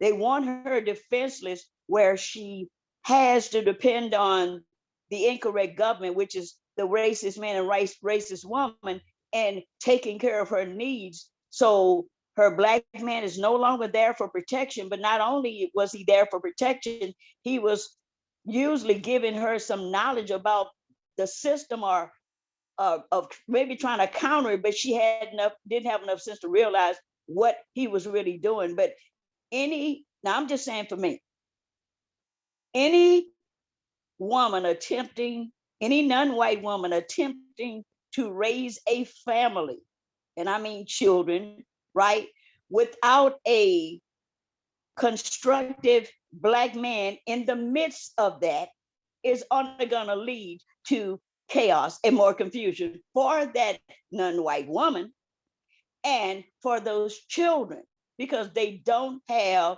the adequate guidance they're going to need from that Black male. So that is what the system pushes to do, to make sure that Black male is out of that home.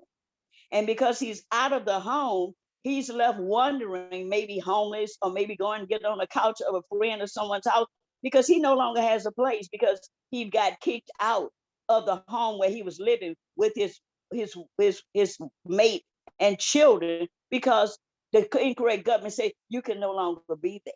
You can no longer be there. So they've plotted various ways to make sure this Black male is not present. So when people realize how important it is to have a two-parent home, if you are going to raise children, and if you're going to have quality relationships, that Black male and Black female must be together. They must be.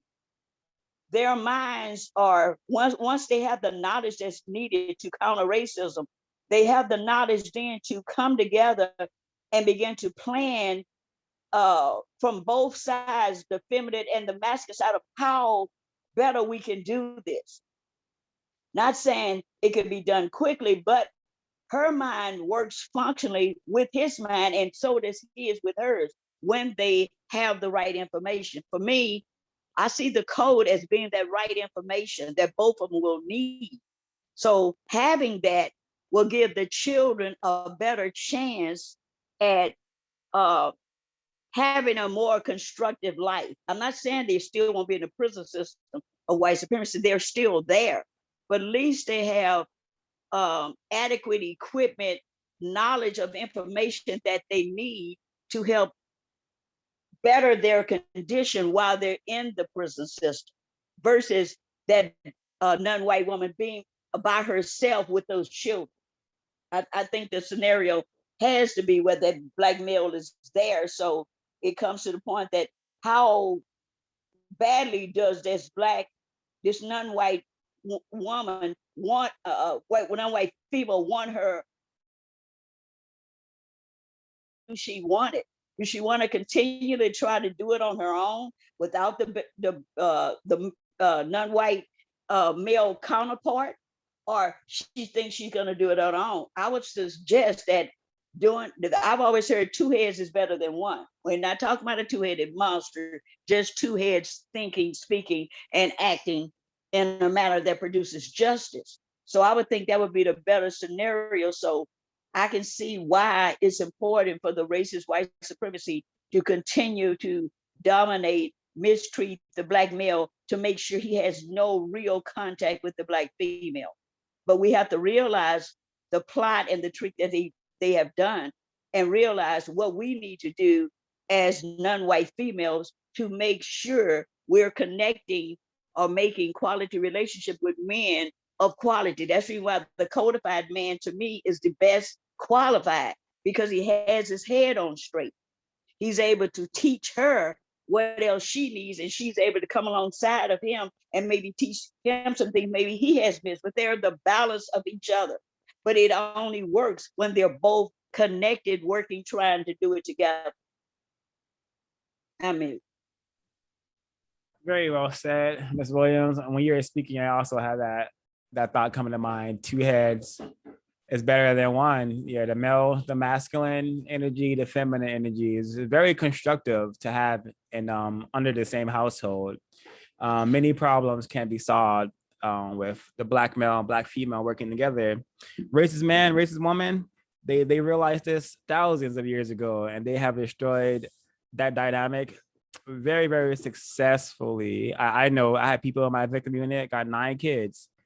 The baby daddy is nowhere to be found. I grew up in a victim unit and amongst associates, where if you had a father figure, like a father, a victim father in your house, that was all to us, because where I'm from, South Central Los Angeles, very popular concentration camp.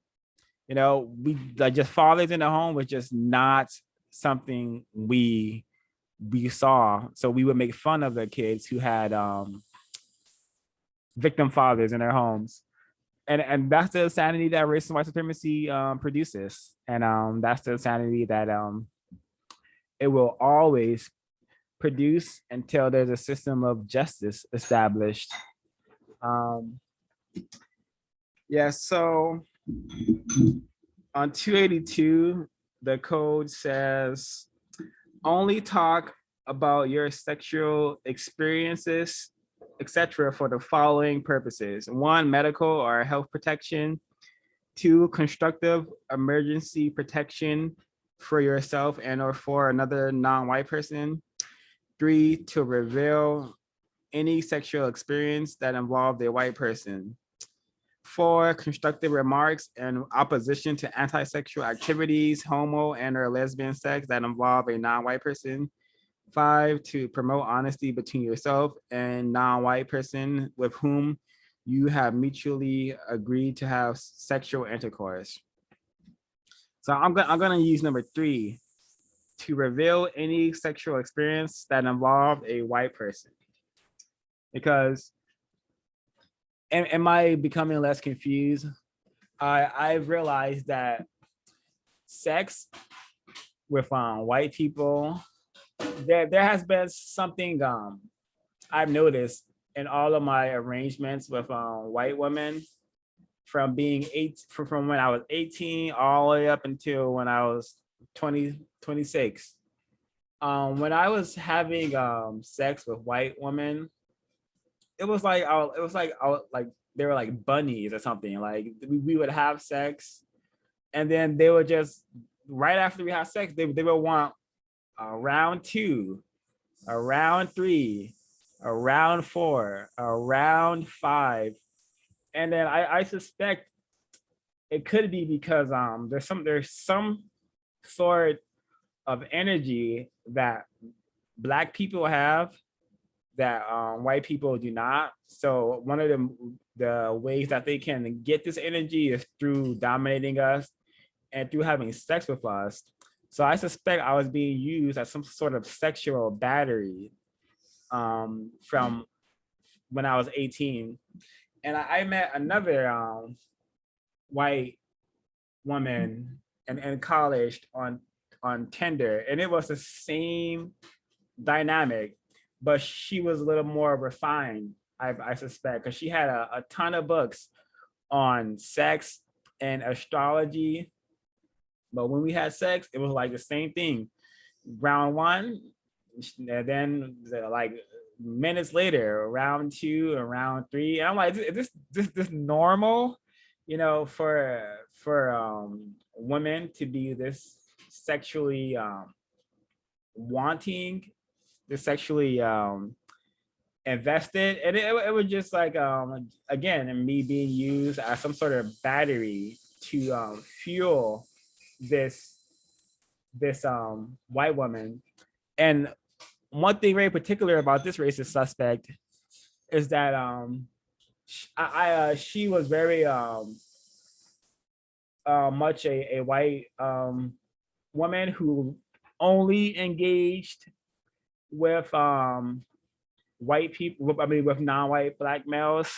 I knew this about her because she had told me, and but we were never in a like relationship or whatever. We were just seeing each other sexually. But she only had sex with black males.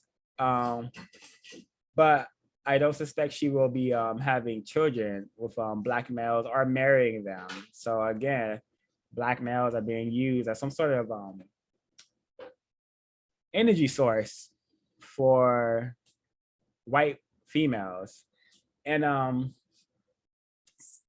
I recall again in college, a different white woman. She during sex or pre-sex, I don't even know what to call it, but she initiated very incorrect, very incorrect sexual activities. Like she had I'm just gonna be very blunt, you know.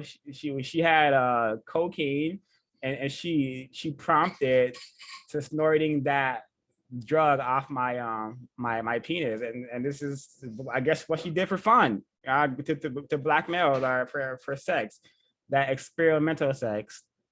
And I remember meeting another white woman, and I had met her, and I had only met her for, I would say, like about 30 minutes. About 30 minutes I had known her. And within that 30 minutes, her and I are having sex. She's giving me oral sex between meeting her within like literally like 30 minutes at some party. So this is like all the incorrect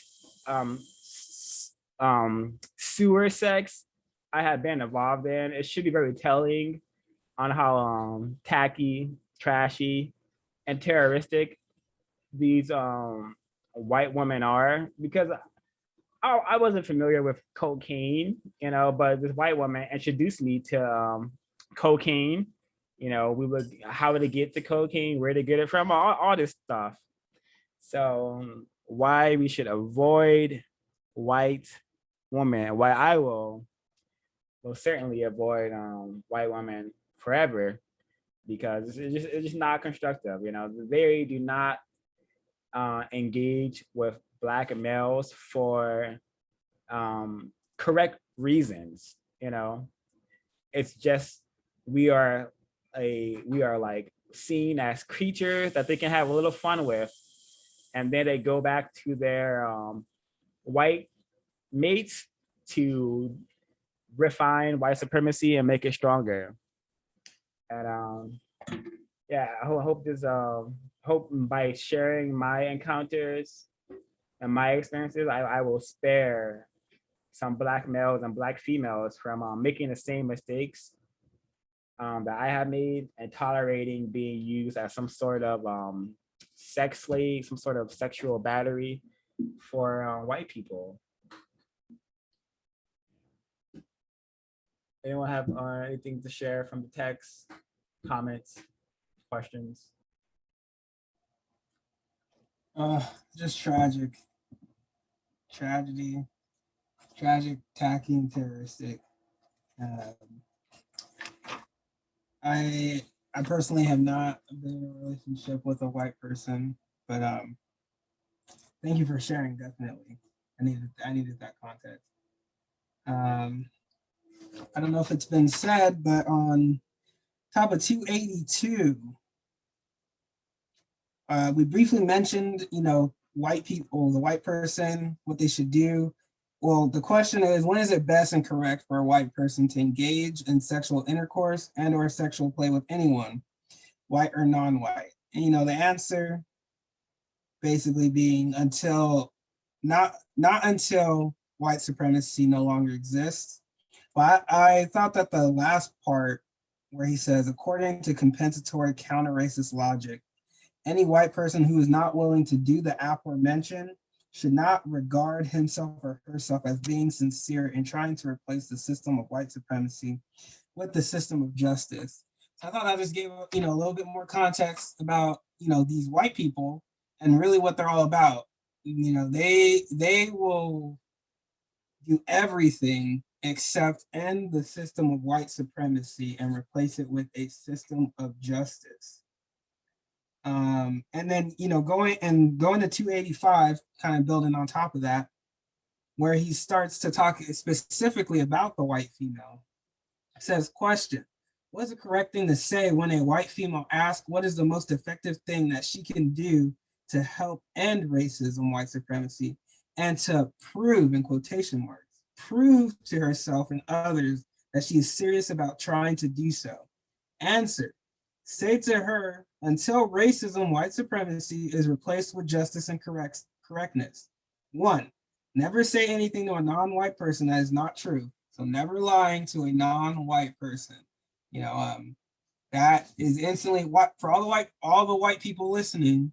If you've ever lied to a non-white person, or if you ever plan on lying to a white person, a non-white person, you are, in my book, I don't know if it's in the code, but you are a confirmed white supremacist racist. Okay.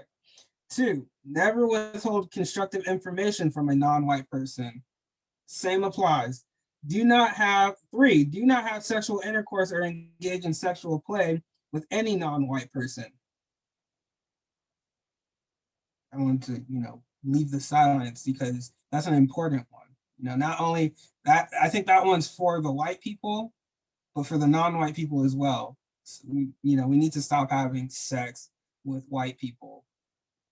Okay, 4, do not engage in lesbian behavior with any non-white person ever. 5, do not produce any offspring by any means or adopt any non-white offspring. I don't want, any of this paternalism. You think you're doing a good thing by taking, these non-white children away from their families and what you would deem these horrible, terrible conditions. They are horrible and terrible, but they exist because racism, white supremacy exists. So eliminate that and you won't have to adopt these children. You can leave them alone. 6, Do all that you can to promote the replacement of the system of white supremacy racism with the system of justice, balance between people, and never say or do anything that does not help to do this, including revealing the truth for a constructive purpose. Now that last part's important. You gotta think about that one. Including revealing the truth for a constructive purpose. Never say or do anything that does not help to do this. Okay. I mean, I'm gonna read 7 and I got a question. 7, do not fail, refuse, or neglect to try to get all other white people to follow the aforementioned request suggestions. So 7 gets me thinking about, how Neely Fuller tells non-white people, if there are other non-white people, you should always try and produce justice, recruit, I guess, in a sense. But if non-white people, certain non-white people made it absolutely clear to you that they don't want to, try to produce justice, don't pester them anymore, right? But I believe here he's saying it doesn't matter, pester them. Keep recruiting the white people, trying to get them to produce justice. But I guess the question I had back on 6 is, so what would be an example of that last part? Never say or do anything that does not help that does not help to promote the replacement of the system of white supremacy with the system of justice, including revealing the truth for a constructive purpose. Nobody has to answer that, but that's just a question for myself. I'm gonna think about that one. Thank you, Mr. Kwaku. I'm just gonna address the YouTube chat really quickly because some questions were raised. And how did I wake up? What made me stop engaging with and sex with white people? Well, I to be honest, I've always have tried to be a well-meaning victim in college. When I was engaging with all those white women, I also decided that my life was dedicated to healing and mending the traumas of Black people, and I wanted to do that. But throughout my my journey of trying to like understand trauma, I came across the code probably like 2 years after being in college and being just being totally brain trashed in college. I found the ISIS papers. First, I read that book, and then I realized that all the trauma comes from the system of white supremacy. And then that's when I understood that it was not correct to be with white people. But I don't know if I was ever a person who sought all white women. It just kind of happened randomly. Well, it just kind of happened organically, I should say, because I've always have dated everyone. I can yeah, that brings to mind another incorrect situation I was in involving white people. So in college, I was seeing this Egyptian female. She was Egyptian, non-white, but she was in a so-called open relationship with a white man, and that white man had given her permission to see me as well. And he was like living in a different state, so I never had to interact with him.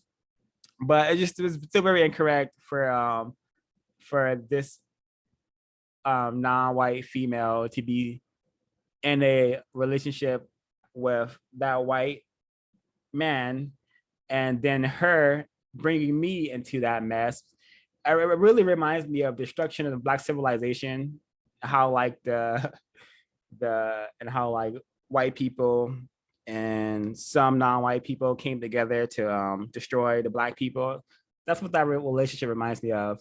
But long story short, I discovered the ISIS papers and then the code, and that's when I decided to make an effort to no longer interact with white people unless they're helping me to solve the race problem, or yeah, that's the only way I interact with white people, is they're trying to help me solve the race problem, which is very, very, very rare.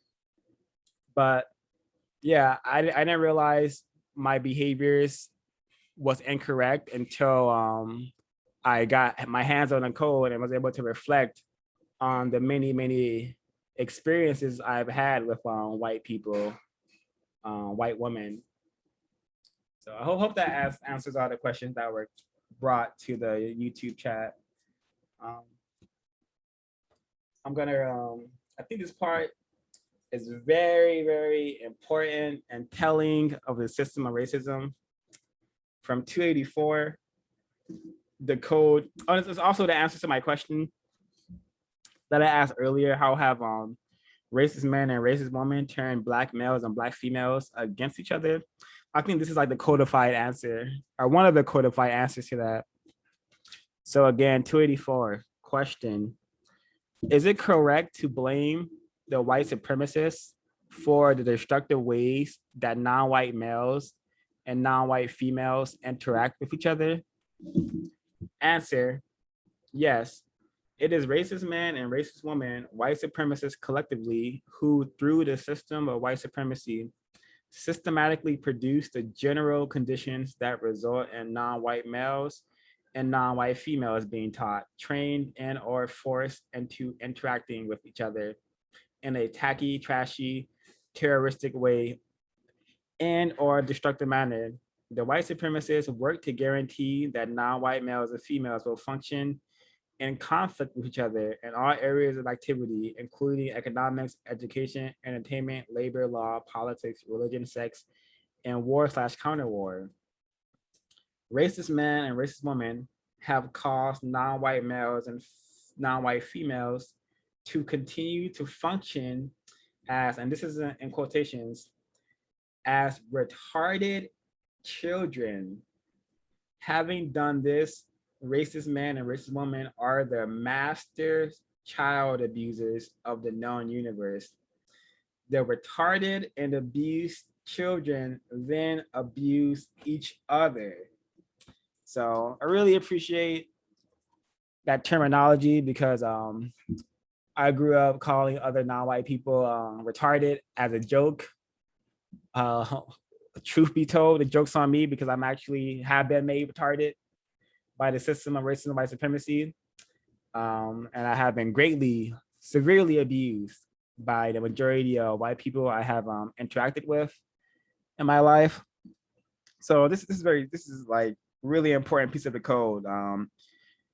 If you're a white person, you're having sex with a non-white person, now you are a child molester, rapist, and you're committing the most violent act a white supremacist can commit against a non-white person. So just for the record, you don't want to be taking advantage of retarded children. It's really incorrect. But racist men and racist women have made a pastime of doing such behaviors, abusing retarded children, which non-white people have been made, unfortunately. You don't have any? Yeah, I have 2 comments or 2 points I'd like to bring from the 1984 edition in regards to everything that's been said. This is on both of these points are in regards to non-white females, page 194 of the 1984 edition. Females, as long as white supremacy exists, do not pretend that you have the same value to white men as white women have. Reason explanation: under white supremacy racism, non-white females cannot compete with white women for the true favor of white men. As long as white supremacy exists, white men cannot give non-white females the same overall consideration given to white women, because Black and or non-white females cannot produce white offspring as reliably as can white women. And then the other point was females, As long as white supremacy racism exists, do not accuse any non-white male of dominating you.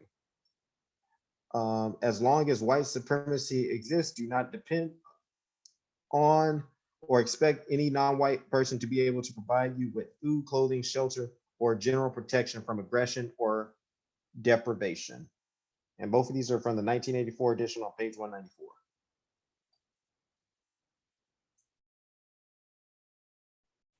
I love that because oh my god, I see that so often. Females blaming their mistreatment, their situation on non-white males who are pathetically powerless to dominate anything, let alone another person, another victim of racism and white supremacy. So very important for us to understand that the enemy, the people to blame for this mess, the people to blame for this, us all having to come here and speak in this way, the white people who every single second of every hour, every day, fail to produce justice, fail to use their awesome power to eliminate the system of white supremacy and produce a system of justice. So yeah, these are the people to blame. It's not Cardi B, Meg Thee Stallion, or Young Thug. It's Racistman, Racistwoman. Although the names I just mentioned are doing us no no favors, and this war that we are all participating in, whether we like to admit it or realize it or not.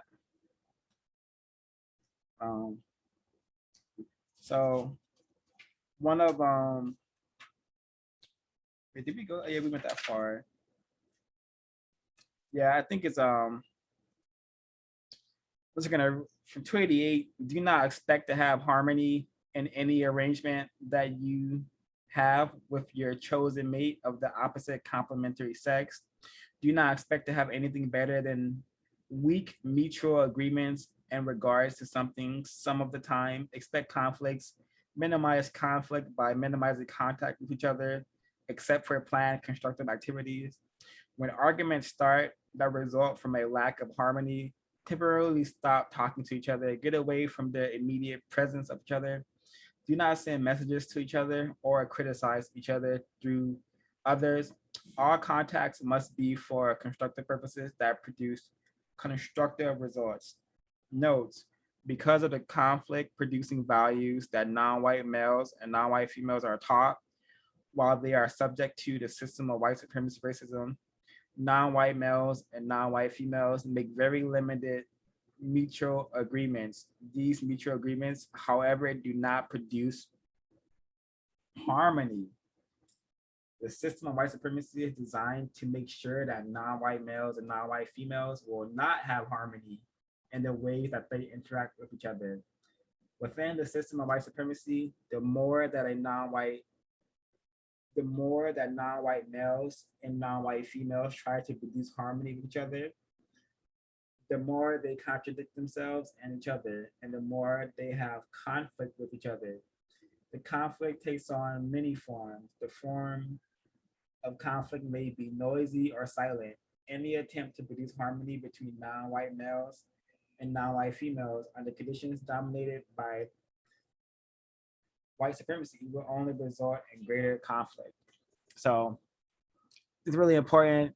Like, it's very possible to have a constructive arrangement with the complementary sex, but let's not confuse that with harmony.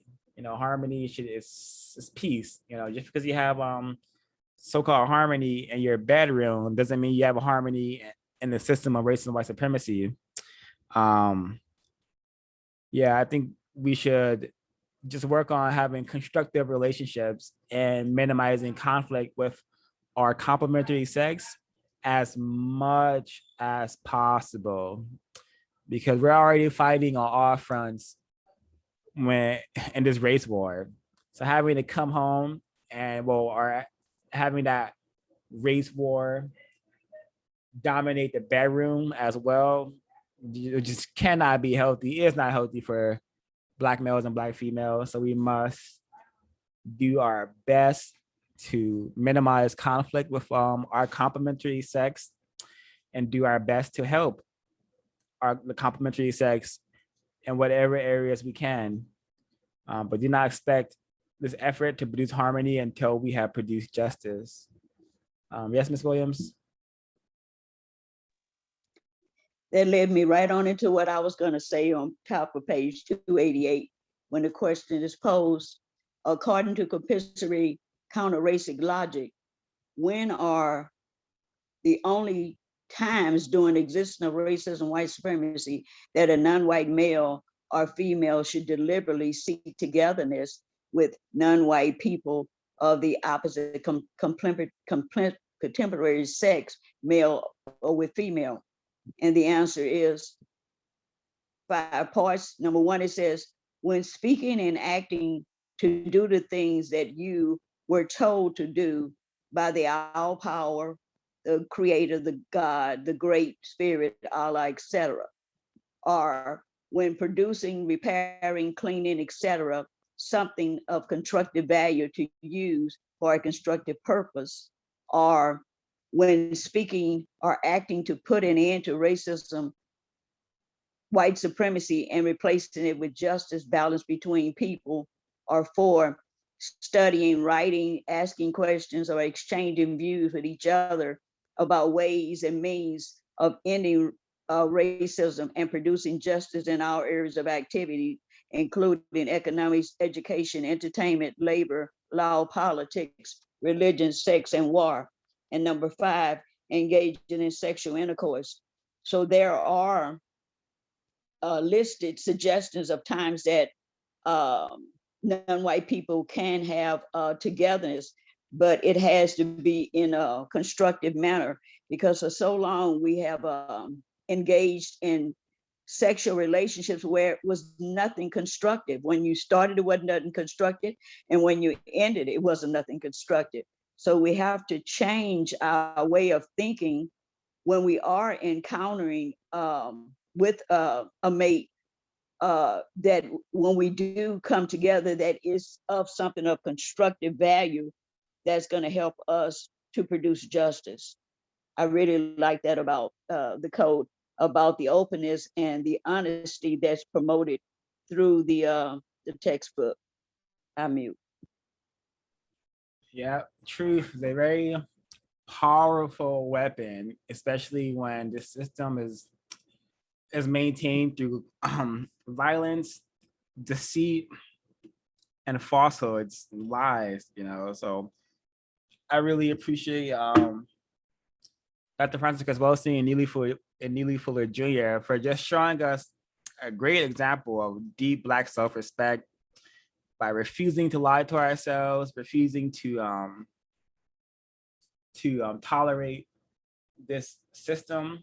And when I say we of course are tolerating it because we still exist in it, but we're still doing something to counter it. We're still learning how it works and what it is, so we can give this information to other victims, so we could get an effective numbers of non-white people who will have the ability to tell white people, you know what, I'm not having sex with you. We're not talking about anything other than a race problem. Yeah, so if you get enough number of non-white people to practice their own code, then I'm sure we can solve this problem overnight. But it's gonna take us boys and girls, us non-white male and female, to really be face the truth that we are not Black men, are not Black women. We do not have a so-called Black family to protect. We have victim units, survival units, cell units, and it's not our fault. It's Racistman and Racistwoman's fault. So we shouldn't feel shame or embarrassed. We didn't create the system, nor did we choose to come to this planet. Well, maybe we did choose to come to this planet, but nonetheless, the people to blame are white people. I really like the reminder, the consistent reminders of our positions at the code of our positions on this planet from 290. Let me see. Which part I want to read from this? I'll just read these couple of paragraphs. From 290, the code says, racist men and racist women allow non-white males and non-white females to pretend to each other. Keyword, pretend. Right? I'm gonna read over. Racist men and racist women allow non-white males and females to pretend to each other that they are men and women, while only allowing them to function as boys and girls who are at all times subject to the will, desires, and dictates of the white supremacists. Boys and girls who have been forced to pretend that they are men and women can make mutual agreements with each other, but they cannot function in harmony, balance with each other. Instead of harmony, what does exist between non-white males and non-white females and between non-white people and white people is an interaction that is basically tacky, trashy, and or terroristic. The tragic arrangement. Within the system of white supremacy racism, what is non-constructive, unnecessary, and or unpleasant is at all times directly or indirectly dictated by racist men and racist women. A boy cannot function as a man and his interaction with a female person. A female person cannot function as a woman if she is forced to be subject to or forced to interact with a boy and pretend that the boy is a man. Within the system of white supremacy racism, non-white females are forced to be subject to both racist men and racist women, white supremacists collectively. And at the same time, they are forced to interact with non-white males who are functioning as boys, pretending to be men. Non-white males, while functioning as boys, either pretend that they are men in their interaction with non-white or white females, or they become more and more like females in appearance and or in their general behavior, particularly in matters of male-female interaction and in matters involving conflict between white people and non-white people. So, you know, when you're pretending to be anything other than what you are, not that constructive. Could definitely lead to the brain computer saying, all right, this being a black male thing isn't, being a black man thing isn't working. I'm gonna go ahead and be a countersexual. I'm gonna just go ahead and do that. Or the same thing for the black female. I can't be a black woman. For some reason, something is preventing me from being the woman I want to be. I'm gonna go ahead and be a lesbian, a countersexual. Or maybe it could be that black males and black females have been mistreated so much by their complementary sex that they choose to practice countersexual activities. Nonetheless, it's incorrect. People who to blame for this is white people. Yeah, but really tragic. Just reminds me of the ISIS papers of how white people, on how the brain computer has said, you know, I can't be a man, I can't be a woman, but I can't be a baby, I can't be a girl. So the dynamics are really, really, everything that this book is saying can be proven if you just take a second to look around and really observe what we're looking at. We're going to see, I suspect, everything that this book mentions to be a reality, which is why we should really, really be in the business of producing justice, because we should not we should not feel comfortable. We should not be okay with living on a planet dominated by racist men and racist women and racist child who this is not okay. Anyone else have any more notes to share, or should we get into closing comments?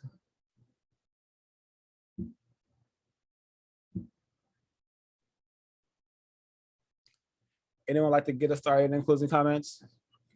Yeah, I'll go ahead and get it started.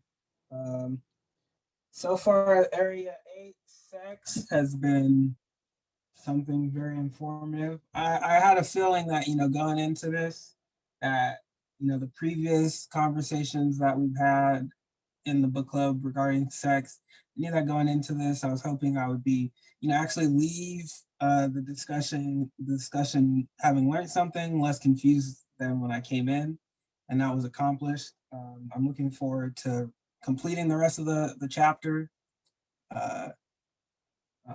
There is definitely some very needed, necessary information that I wish Black people, non-white people would, gravitate towards and actually use in a constructive manner to repair the relationships that they have with one another, or at least attempt to. I feel there's still a lot of confusion out there about the so-called Black male-female problem. So, and this section so far has done a good job of clearing it up. So, looking forward to the discussion next week. Thank you for the conversation. Ms. Williams, go ahead. My close. Conflicts on page 291 on the top, it says conflicts of one form or another cannot be avoided. For anyone to think that living in a system like this, conflict won't be a part of it, is only fooling themselves.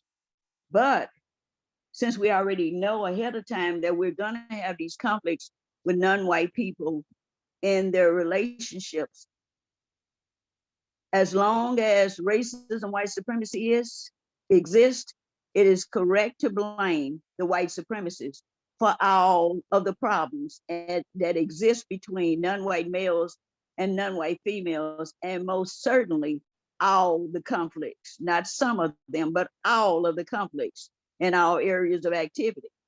They're gonna come. But I found something interesting, and we're in the area 6, and we may talk about this later, but it just came to mind as I was reading this, and I got it from the word guide on 294 about polygamy. And it says polygamy, use this word to apply to any act of sexual intercourse or sexual play by one person with 2 or more persons during the same period of existence. Study the ways others use the word polygamy, monogamy, marriage, cohabitation, multiple marriage, serial marriages, etc. Note, during the existence of white supremacy racism, persons classified as white, who function as white, and who engage in willful, deliberately sex, intercourse, or sexual play with any non-white person are guilty of direct racist white supremacy aggression against all non-white people of the known universe. I mute.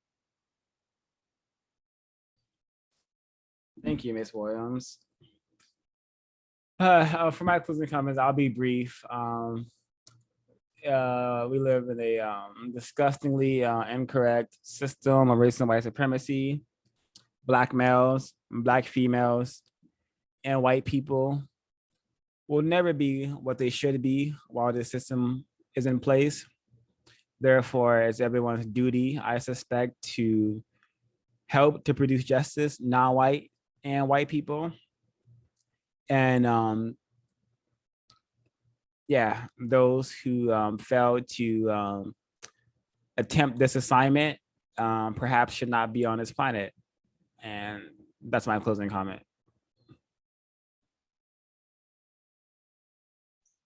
For my closing comment, um, I thought there would be maybe a few more participants than normal, considering it's Area 8, everyone's favorite activity, but spectating, which is business as usual underneath the system. We got a few black males participating here that are on their assignment. So yeah, we black females shouldn't be trying to distract us, like I had mentioned in the 1984 edition earlier. So that's all I got for my closing comments. My closing comment would be that when Black male and Black female decide to stop torturing each other and figuring out and pointing the finger that we each other are the problems, and start to realize that the reason why we don't get along or we have issues or we feel like Black males and Black females are not treating each other the way that we supposed to is through under the system of white supremacy. And once we realize our relationship and how we interact with each other is through the racist men and racist women and how they treat each other, then we'll start to see the problem in a bigger picture as opposed to just seeing it as it's each other's fault. Thank you. Let's see. My thoughts are all over the place. For my closing comment, this is a very interesting chapter, to say nonetheless. Just trying to really figure out, well, it's not really much of a mystery anymore. You know, the relationship between non-white people, even so to say, you know, between Black people also, Black males and Black females. The relationship is nothing short of trashy, tacky, and terroristic at this moment in time. It's probably been like that for a while. But yeah, this is definitely something that I am very always interested in. And, you know, it's, I just think really, you know, if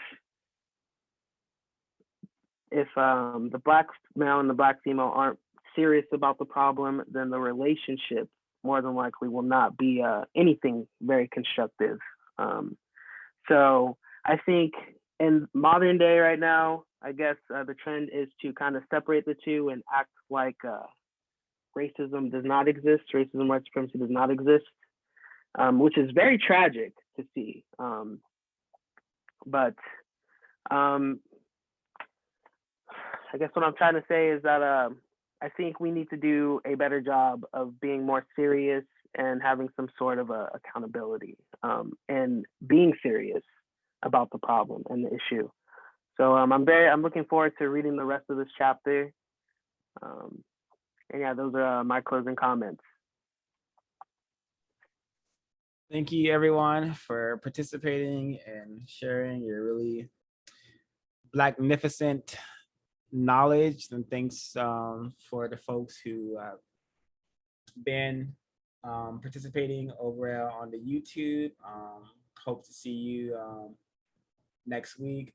This is a open air type of arrangement, so please share. Please, if you want to participate, you can email counteringrws@gmail.com to participate. We need as many non-white people on code and attempting to win this war. No more retarded children. We need to stop that immediately. Thank you, everyone.